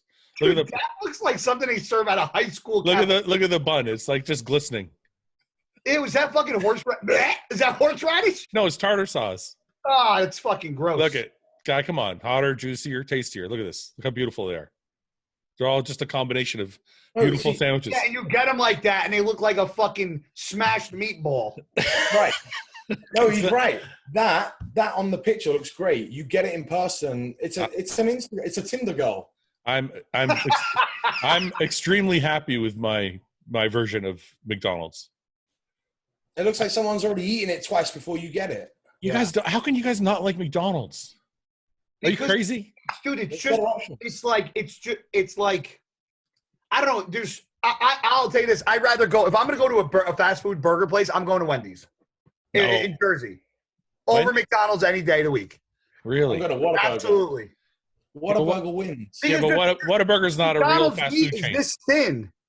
But that's why it's so delicious. It's just a taste. It gives you a taste of meat. Just a little bit. No. You're not getting ready for a show with this stuff. They're not like the taste of meat. What are you, fucking vegan? Taste of meat. Get the fuck out of here. Taste of meat. Look at that. Look how thick this patty is. Oh, that's just because it's a picture. Okay, look. That's a real picture. Wait, go back. Go back. What's funny is the one you just clicked on. Go back. Go back. Go back. Go back to the last photo because I caught it. Go back to the last photo. You fucking son of a bitch. You kamikazes yourself. Go back to the last. That's not even real fucking meat. You clicked on the Impossible Burger, which looks better than McDonald's real meat burger. I clicked off it as fast as I could. I know. All right, fuck off. Whatever. Okay. Oh, that's great. How can you not eat fast food? It's insane to me. I do Chick-fil-A. Like that's the. I haven't stopped. Let me ask you this: did you get a lot of fast food as a kid, like when you were growing up? No. Because I know with me and Luke, my mother cooked every night. Okay, see, that's strange to me because with me and Luke, one of the reasons that I think we discussed why because we both like shitty cheat food. Like it doesn't have to be like some people like higher end shit. Like they got to go to Five Guys every time. And yeah, I'm like, that's higher end. Wait, Five Guys. Well, Five Guys is considered high. No. According to like, in terms of like fast food, Five Guys. Your wife's a happy lady, I take it. I'm taking you out Come tonight. on, we're going to Five Guys. Get dressed up. We're going to Five Guys tonight. No, you fucking assholes. I meant in terms of like fast food burgers. Five Guys is higher end. It's not like shit, right? Yeah. It's not fast food because you got to wait a little bit for it. Yeah. So McDonald's they microwave them. Yeah, I like the shittier fast food, but I think it's because when I was growing up, we were poor, and we could never afford any of that stuff. My mom would drive by. We would drive by all these fast food places, and we never stopped. So I think as I got older and I got my own money, I have a thing about it now. I don't know. I felt like stopping at McDonald's was meant like I don't know. My mom cooked, but like I come from a background like my father hunted. Like we ate a lot of what like my dad had a big garden. Yeah. Hunts, fish. Like we ate a lot of stuff that like. No, I was the same way. My mom was a homemaker. Like she cooked all our meals and everything. Like she fucking made my clothes. Like she used to sew our clothes sometimes. Yeah. So, but I think that's why I like the shittier stuff that all the other kids had that I couldn't have. I remember like stopping at McDonald's like once in a blue moon or like Dairy Queen, which is like an ice cream place in we have it here too. Oh, you do? Yeah. I didn't know. I didn't want some of the Canadians being like, "Where the fuck does he go?" Do you guys have Dairy Queen in the UK? Yeah, we all have. No. We've got it in Texas, but it's not in the UK. Oh, okay. Yeah. We have it in Canada though. Anyway, I would stop at like DQ after like a baseball game if we want but it wasn't like fast food wasn't a thing. But were you jealous of the other kids that had it or no? Oh yeah. Yeah, but I think that's why I have an aversion to it now because I couldn't have it when I was younger. Yeah, but I still have it. I'm still inclined to know what garbage food is at 30. Oh, but going back to healthcare, since I just remembered, why don't Americans want free healthcare? Can someone tell me that? You know how many comments I'm going to get because of this? They're going to be like, "Fuck you! You guys pay more." Because just so you know, Ben, my argument because we had a phone conversation while I was picking up my Xarelto for my blood clot. This is what we were talking about on the phone. I pay $686 for my insurance. Oh my God, that's insane! A month. I pay that out of my own pocket. A month or a year? $686 per month I pay for my personal insurance. Okay, that's what I pay, just for me. Now, what that does is when I go to, I still have a copay, meaning if I get a surgery or something, I have to pay like maybe $150, or if it's like they'll pay up to a certain amount, and you got to pay the rest. Yeah, so like I'll pay a percentage of whatever the bill is. If the bill is like $50,000 for the surgery, I'll pay fucking $300. So yeah. But having the insurance gives you the ability to pick what doctors you want to go to and who you want to see. Whereas the way I always perceive national health care is if something happens to you or you break a bone or you tear something, is you get what you get and who's available when they're available, and that is that. Okay, so I'll explain a couple things. One, we pay for our health care, but obviously it comes out in our taxes every year. We do our income taxes or whatever. So it's not like it's free. It's not free. We still have to pay for it. but I feel like I feel it less because it just comes out of my taxes. I don't got to pay it every month. I don't got to pay for my medications. Yeah, but, okay, so hold on. I pay it out of my pocket because I'm self-employed. If I worked for a company and I got a fucking paycheck, it'd come out of my pay. Yeah, but it would still come. It would still come out every couple of weeks. It would come out, right? Yeah. So there's a couple of things to this because in the UK, throughout it's the same as Canada, right? Yeah. The thing in the UK is the same private specialists are the same guys that are doing the surgeries in the NHS. They have to split their time, right? Yeah, I know.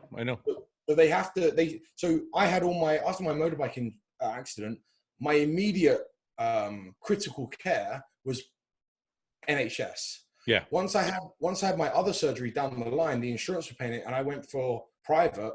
Yeah. It was the same surgeon doing it. I just got seen a bit quicker. Yeah.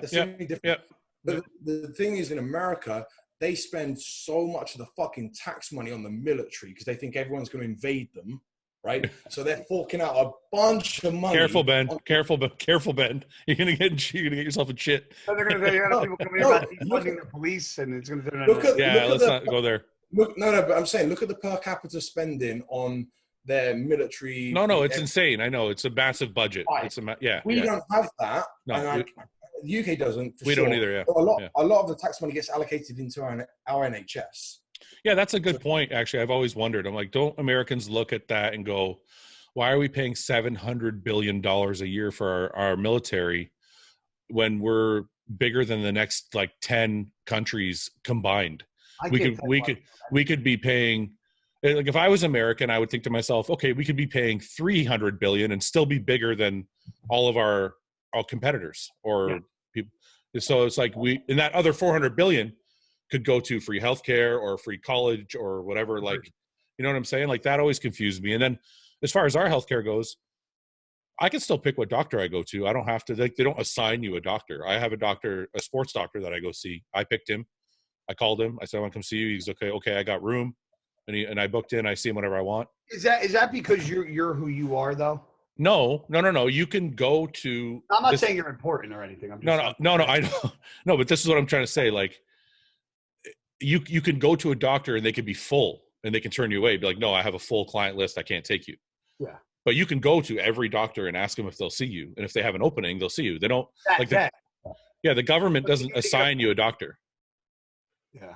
You know what I'm saying? And they don't. And as far as the wait times go, that's dependent. That is true, but it's dependent on severity. So like, yes, I know exactly what that means. Like, like threatening or not at the time. And you're going to get in first, right? Like if I have an MRI because, I hurt my back bodybuilding, they're like, you can fucking wait. You just did that to yourself. Somebody gets fucking in the car accident, they're going to have president.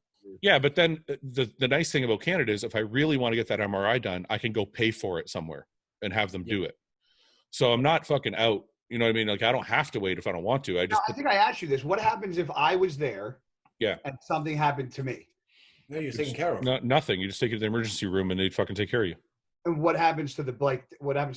There's no bill. There's no bill. There's no bill. Because I'm over there? Yeah, I guess. There's no bill. I wouldn't. So if I'm overseas in Britain and I'm sick, I'm throwing up for 2 days. You break a leg.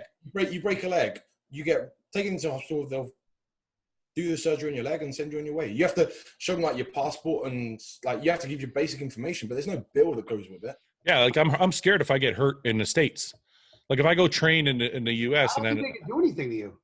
Yeah, they would bill me. If they have to fucking do surgery, like if I break my leg or something and they have to do something, I'm gonna get billed for it. Shit, I'm flying back to the UK. How are you gonna get billed for it if you're not here?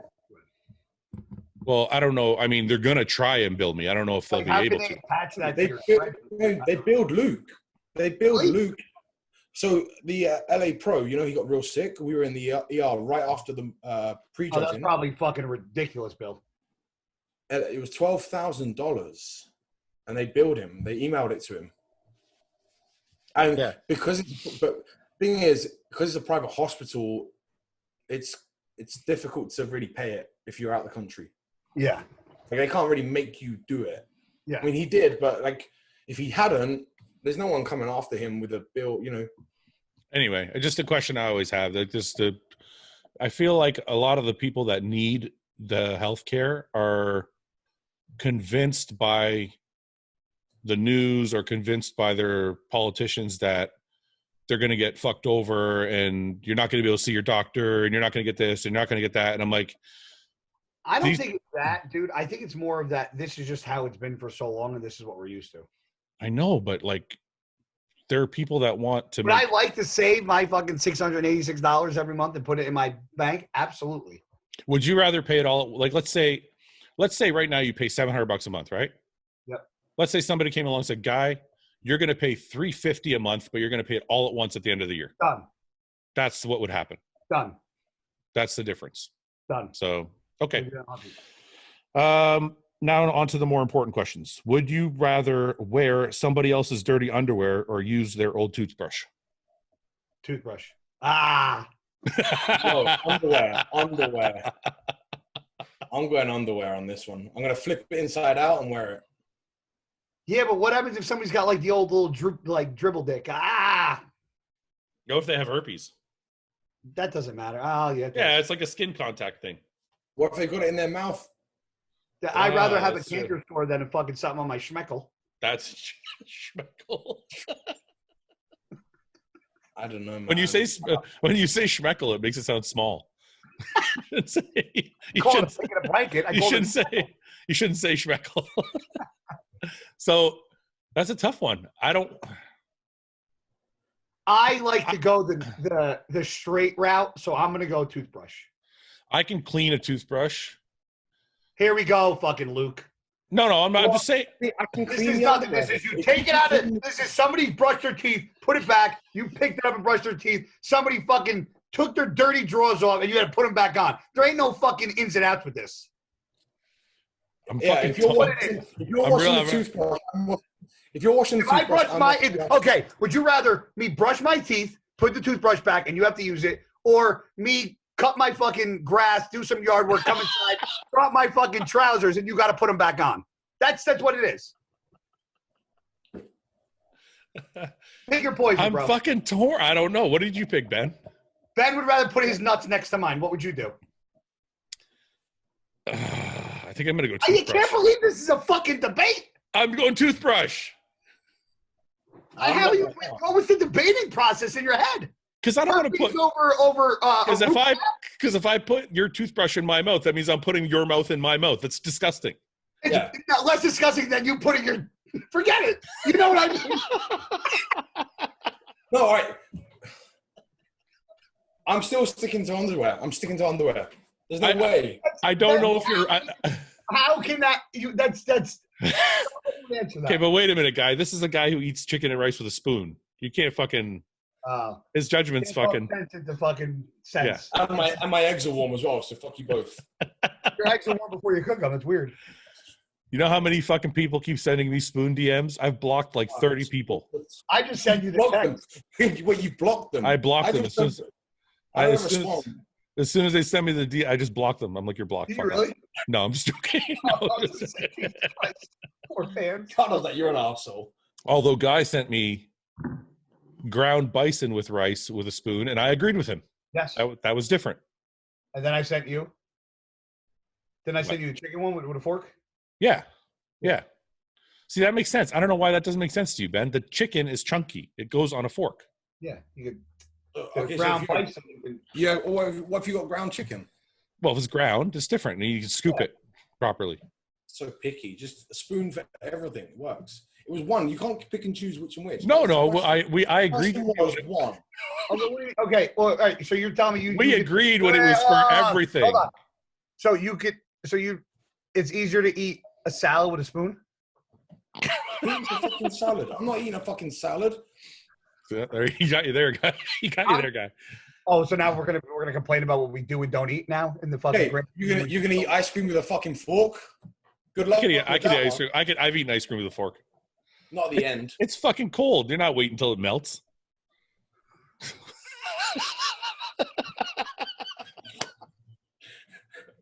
It's such a stupid fucking debate. You know how many other people I've seen put this poll up on their own pages? Really? Yeah, they're like taking it and putting it on their page to see what their own followers will say. Gone viral. It has gone viral. I've seen guys eating chicken and rice with a spoon and been like, "The fuck are you doing? Eating with a spoon?" I feel like it's now my duty. If I see someone eating with a fork, I'm gonna walk up to them and snatch off them. No, don't I'm do that. gonna walk around with a bunch of plastic spoons and just that's retard. TikTok smacking forks out of people. I'm telling you, I think it's only the bodybuilding community. I don't think anybody in normal life eats that way. I also don't don't think think normal life cuts food with a fucking kitchen Scissors? scissors or fucking scissors the way we do either. I don't think anyone that's outside the bodybuilding community is going to give two fucks. I'd like to somehow pose this to the regular like people in life and see what they say, because I think you'd lose dramatically. What? If like you keep saying this, I think if like you I think if you posted this poll in like the normal world, nobody would say spoon. But you did put the poll up, and it was like 53 to 47, and you said, "Yeah, but my fault." And you're right. Hang on. You said, "Oh, that's pretty much a draw then." Like, wait, no. It either one or the other. Yeah, but that's close enough. It's the same. Is what you said. But that's not normal people. Those are all bodybuilding fans. I'm talking about like normal people. He's talking about majority. Yeah, like not majority of bodybuilders. If you could poll the entire United States on how they would eat their chicken.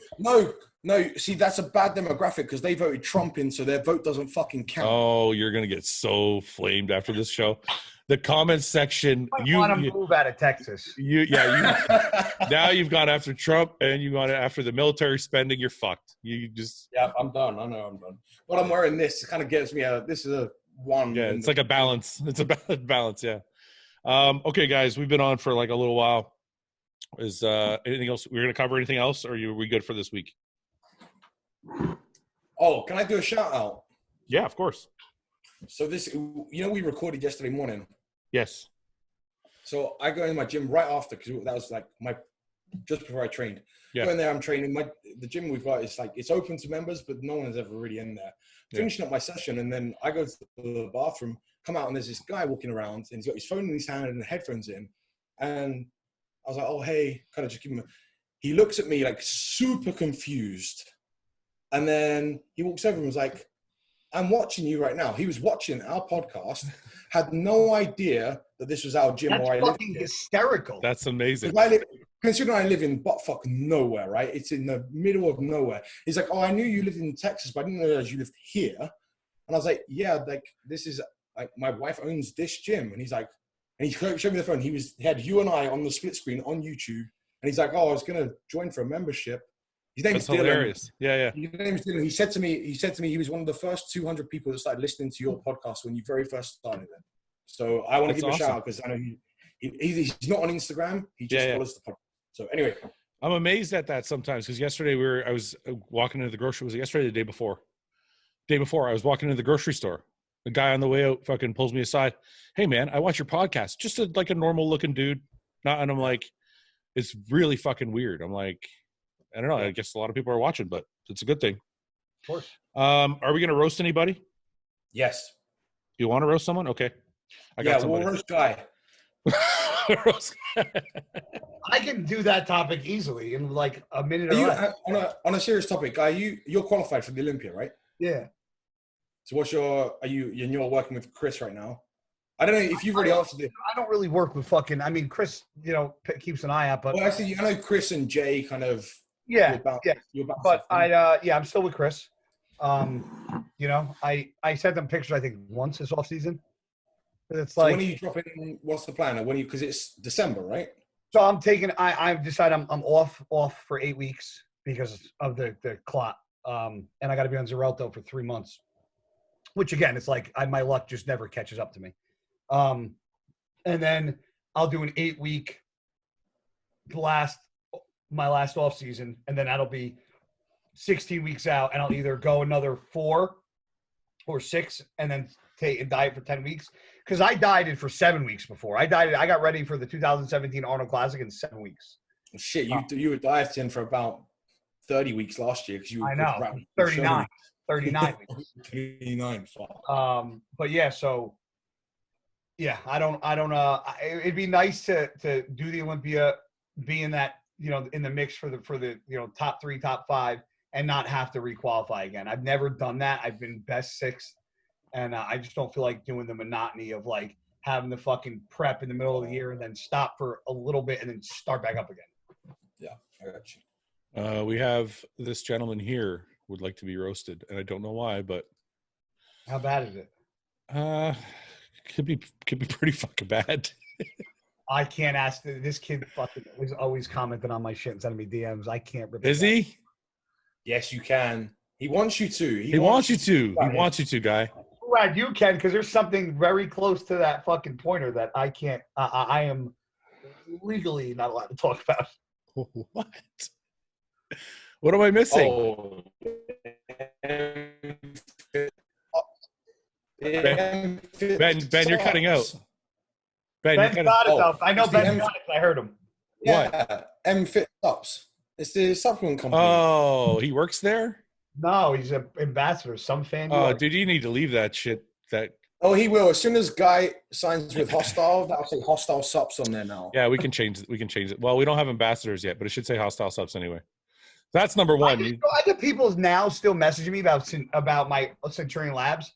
I'm like, I haven't been with them in 2 years. Yeah, but I remember more of your Centurion Lab stuff too. I know. A lot of people do. Because there's just so much of it. Like there was so much Centurion content. So, all right. So what are we saying here? Guy, you got to get involved. This is a good transformation, but you got a long way to go. I mean, it looks the same, just better lighting in the right picture.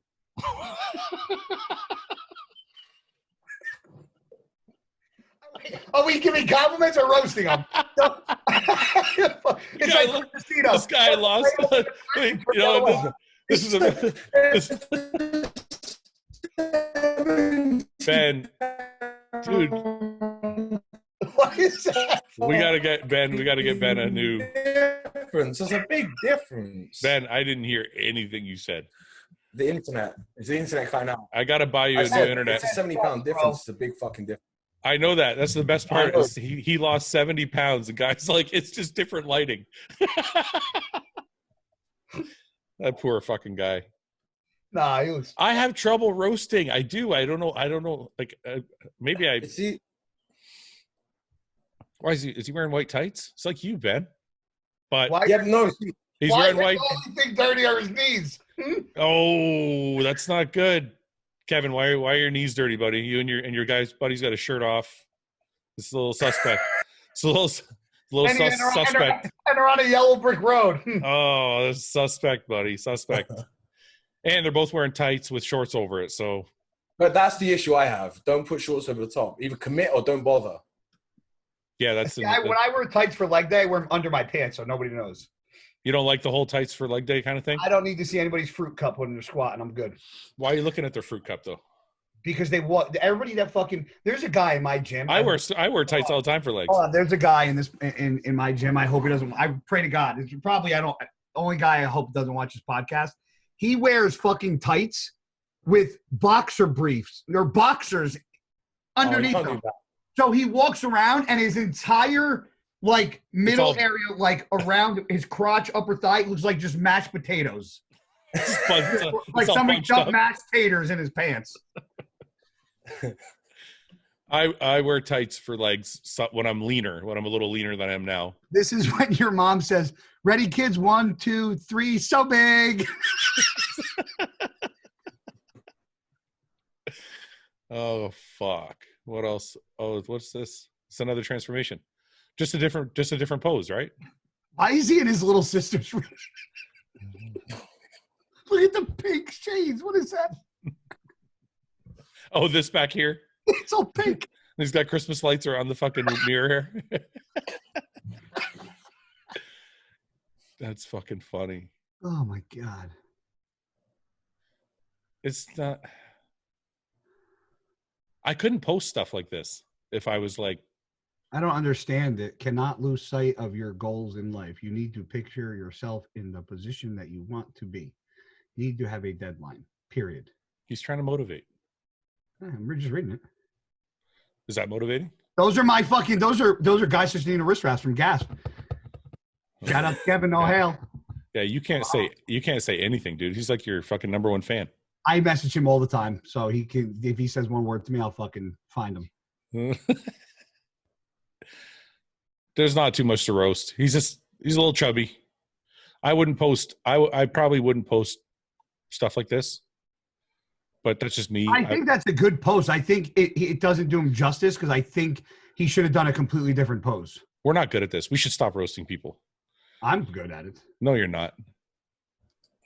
You're not good. It was better roasting the couple. The guy. Yeah, the couple was better. Yeah. Fuck that guy. Oh, that couple is funny. Because I feel. What Yeah. are you glad to doing? They're asking to be roasted. But I don't want to. He's just gone through a big fat loss thing. It's cool. He hasn't got any real muscle though. No. So, but keep going, and then you might have Look at that fucking haircut. Mm.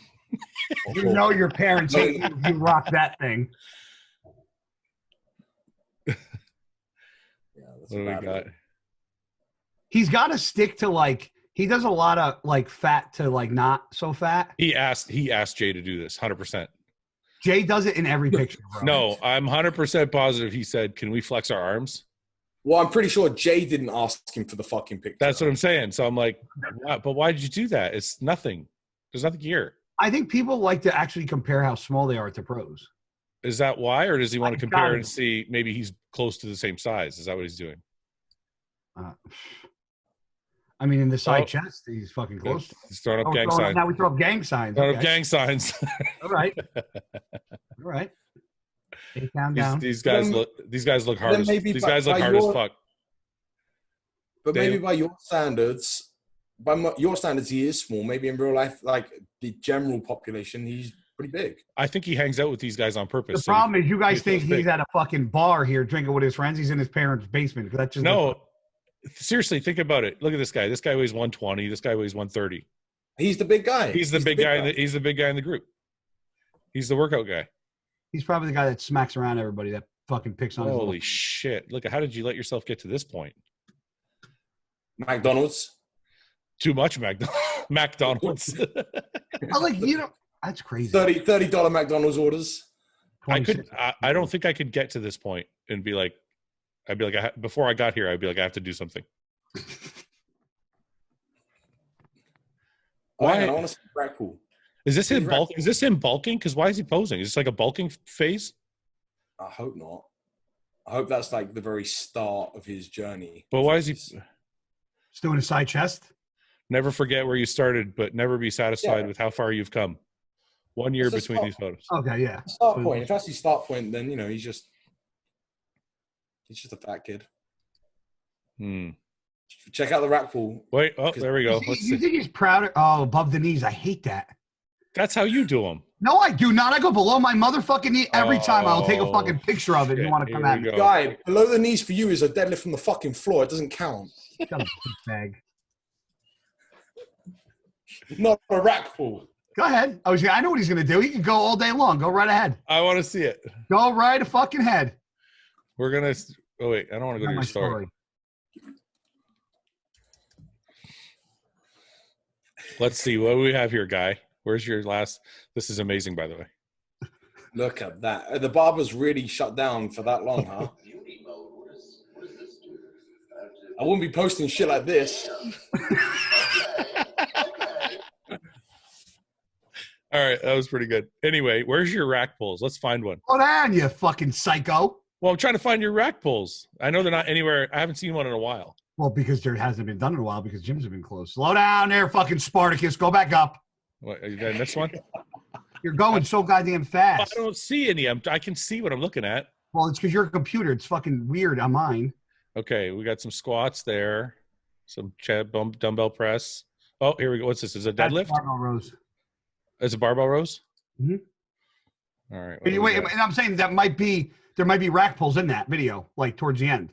Oh, because you put more than. My videos have a combo sometimes of like couple exercises. Oh, okay. I see. One Like, sec. you see, like go that T-bar one. Go to that one. It might just be yeah.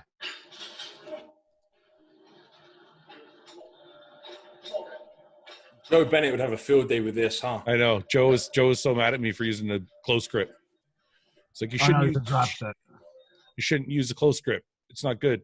And I'm like, come on. I switch it up all the time. I use the prime. I do too. I use all the time. I use wide grip. I usually don't go wide. I usually use Anything with back, try Ben, because I always post rack pulls.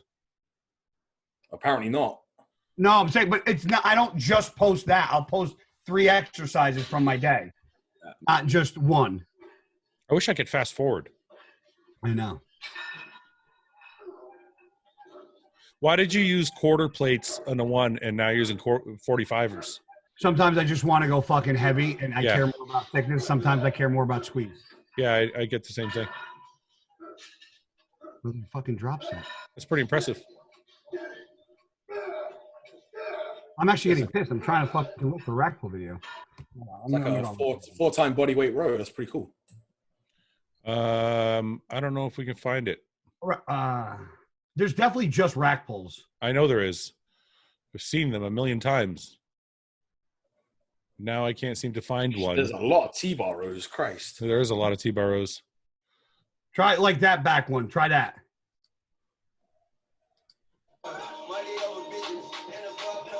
I hate that exercise. Huh?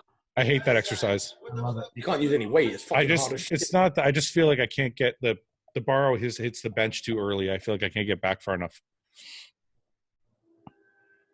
Dude, you passed one already.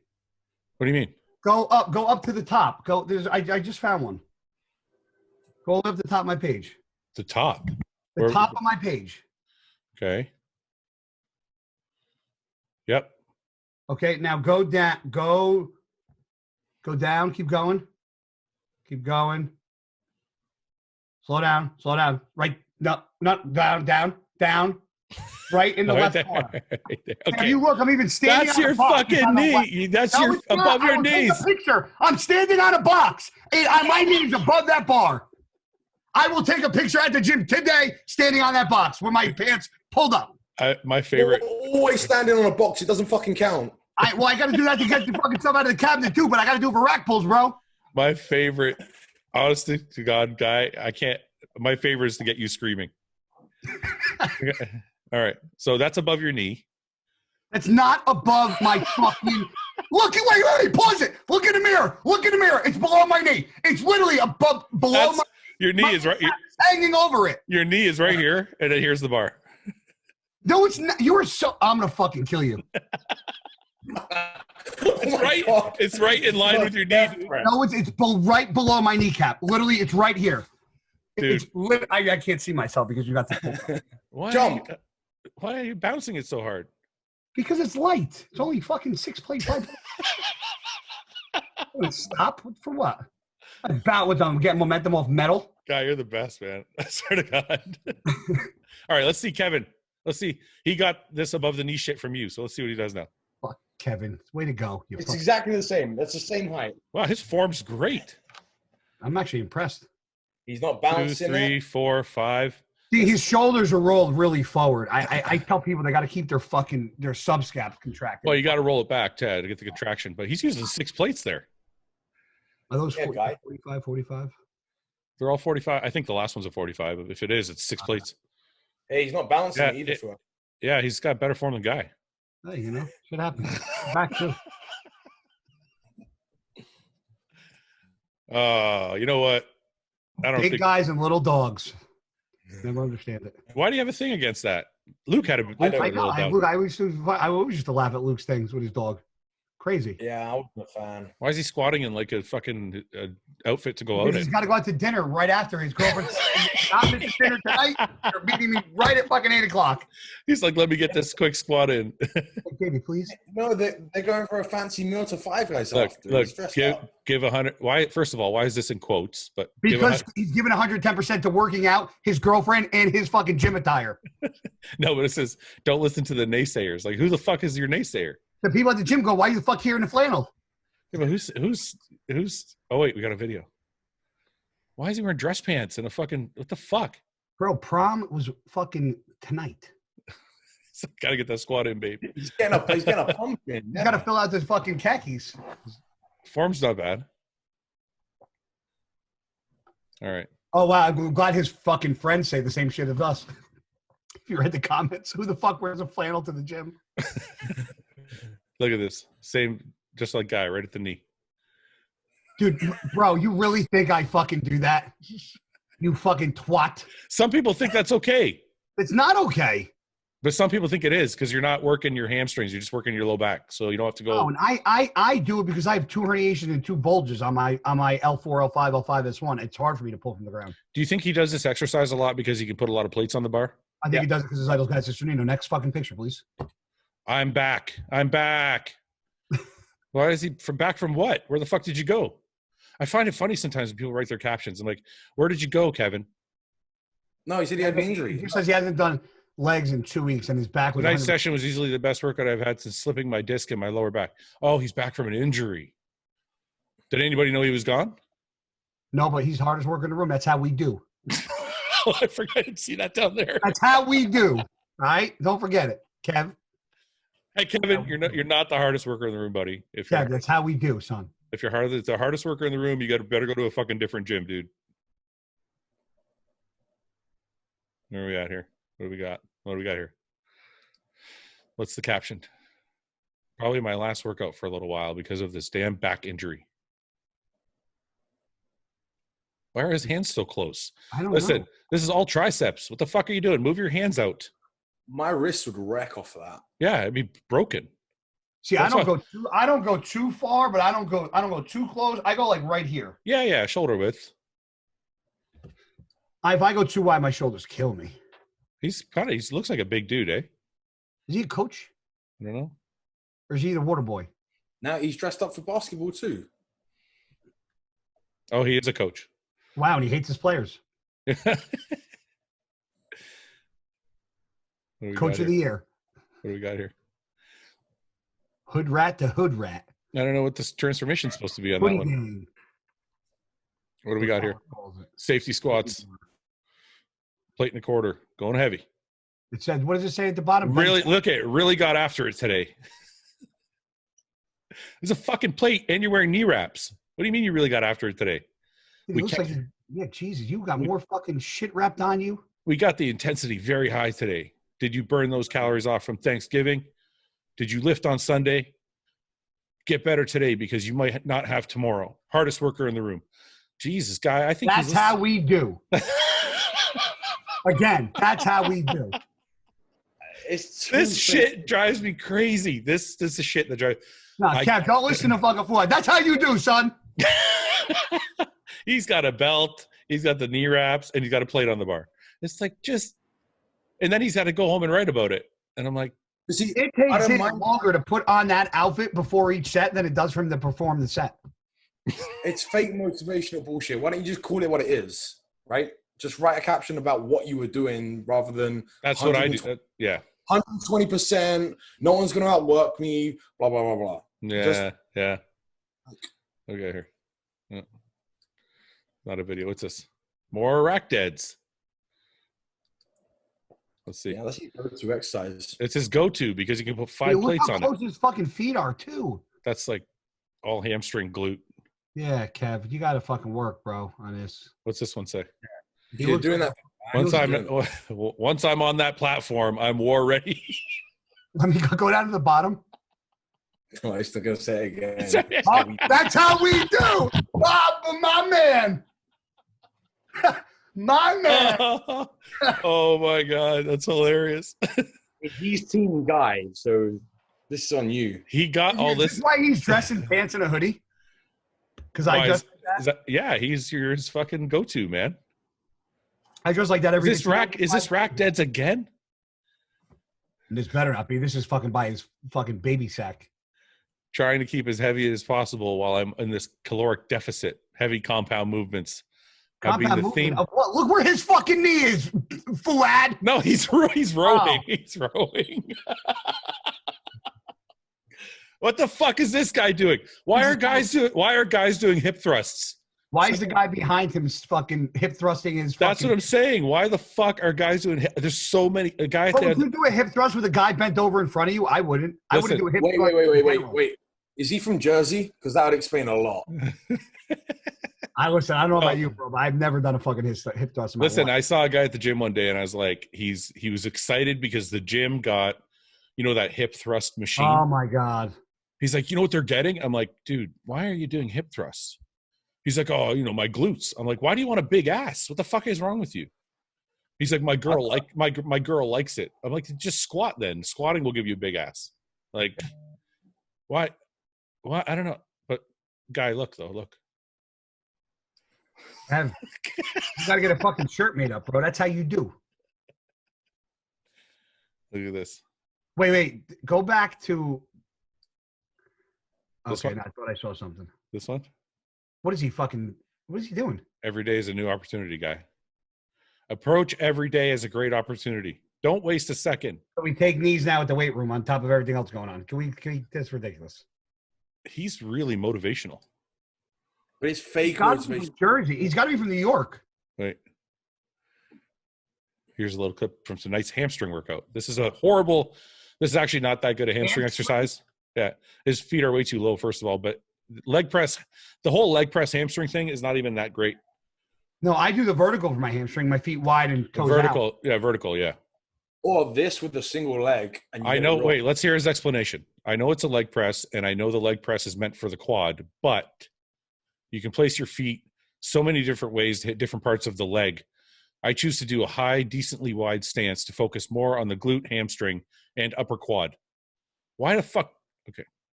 Muscle to mind connection is key in any exercise. I can't read the rest of this. Jesus fucking Christ. It's not Yeah, hard. you're working like no really hams there, buddy. Well, you are, but it's not. It's a subpar hamstring exercise. He's not Guy, isolated. this is your responsibility, this guy. Yeah, you need to fix this. I mean, look at the green hoodie. Go green hoodie. Deadlift 4 plates. Let's see. How many are we calling? I'm going to call 3.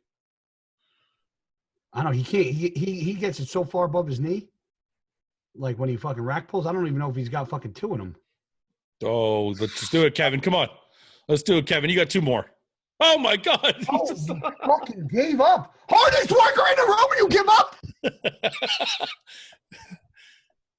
Did it repeat itself, or is he going for a number 2 here? No, he's fucking from Randy Repeat. Wait. Look at the comment. Hardest worker, ? I doubt it. Someone fucking called him out on it. Holy shit. What's this? Oh, wait. There's another one. 4 plates. Somebody goes and clean the fucking machines at the front. Just saw that. Come on. Do it again. Come on. One more time. You can do it. Come on. Holy shit. There it is. Fuck, he's going for 4, 5. Good for you, Kev. I don't know why your socks are pulled up. I wear my socks pulled up. Why? You got calves. Don't be a loser. No, I got shit calves. I got to hide them. Well, at least you're honest. Well, that's why I do it. It's like progress is the name of the game. Hardest worker in the room. You got to remove that hardest worker bullshit. Oh, Kevin. This is Instagram. Unless you're wearing aqua blue Can I ask where you get socks. pastel blue socks from? Yeah. See, this doesn't feel like Who fucking dresses him? A fucking somebody who doesn't see color? When somebody tell him to stop wearing knee wraps for every fucking exercise. This is not heavy enough for knee wraps. No, you got to push your lower back into the pad. He's pushing over his fucking balls of his feet. It's pretty good though. He's not doing a shit half rep or anything. No, he's going full rep. What's this one? You could watch it. I could watch Kevin work out all day. 10 plates. Somebody said 10 plates something. I just saw 10 plates somewhere. Somebody should tell them it's not called 10 plates. That's called 5. All right, we're good. Yeah. I don't want to watch Kevin work out anymore. Yeah, Kevin, I watch you more than I watch myself work out. All right. Okay, gentlemen, we'll wrap that up there. Roast the toast. We're done. We'll get back another day. Anything you guys want to say about the riots or anything before we go? Stop riding. Isn't it crazy? They fucked up fucking Arnold's statue. Yeah, bro. Do you remember that happened in Seattle? No. My buddy sent me a link from Dallas. Said Antifa took over Seattle, Washington's either town or city hall, and then parked armored vehicles out front. What the fuck? Yeah, I'll send you the link when we get off the phone. I think things are a little nuts, man. Like, what's going on with people defunding police and shit? Like, are people lost their minds? What are you gonna do with no fucking police? You know what? I think this whole thing's been like magnified because of the COVID lockdown. I think the frustrations. Yes. Like overspilled into this stupid response, you know? 100%. People don't have any fucking work. They don't have any money. They don't have anything to do. They can't go anywhere. They're like fucking. And their focus is on whatever the media throws at them. Yeah, they're pissed off. All right. Okay, gentlemen. Have a good day. All right, guys. Talk soon. Later. Good. Hey guys, thanks for watching. Please subscribe, share with your friends, and like the video. And if you get a chance, check out the description for all the different links to all the different places you can find Hostile and myself. And lastly, check out hostile.com for our new line of supplements and all of our apparel and gear. Thanks again for watching.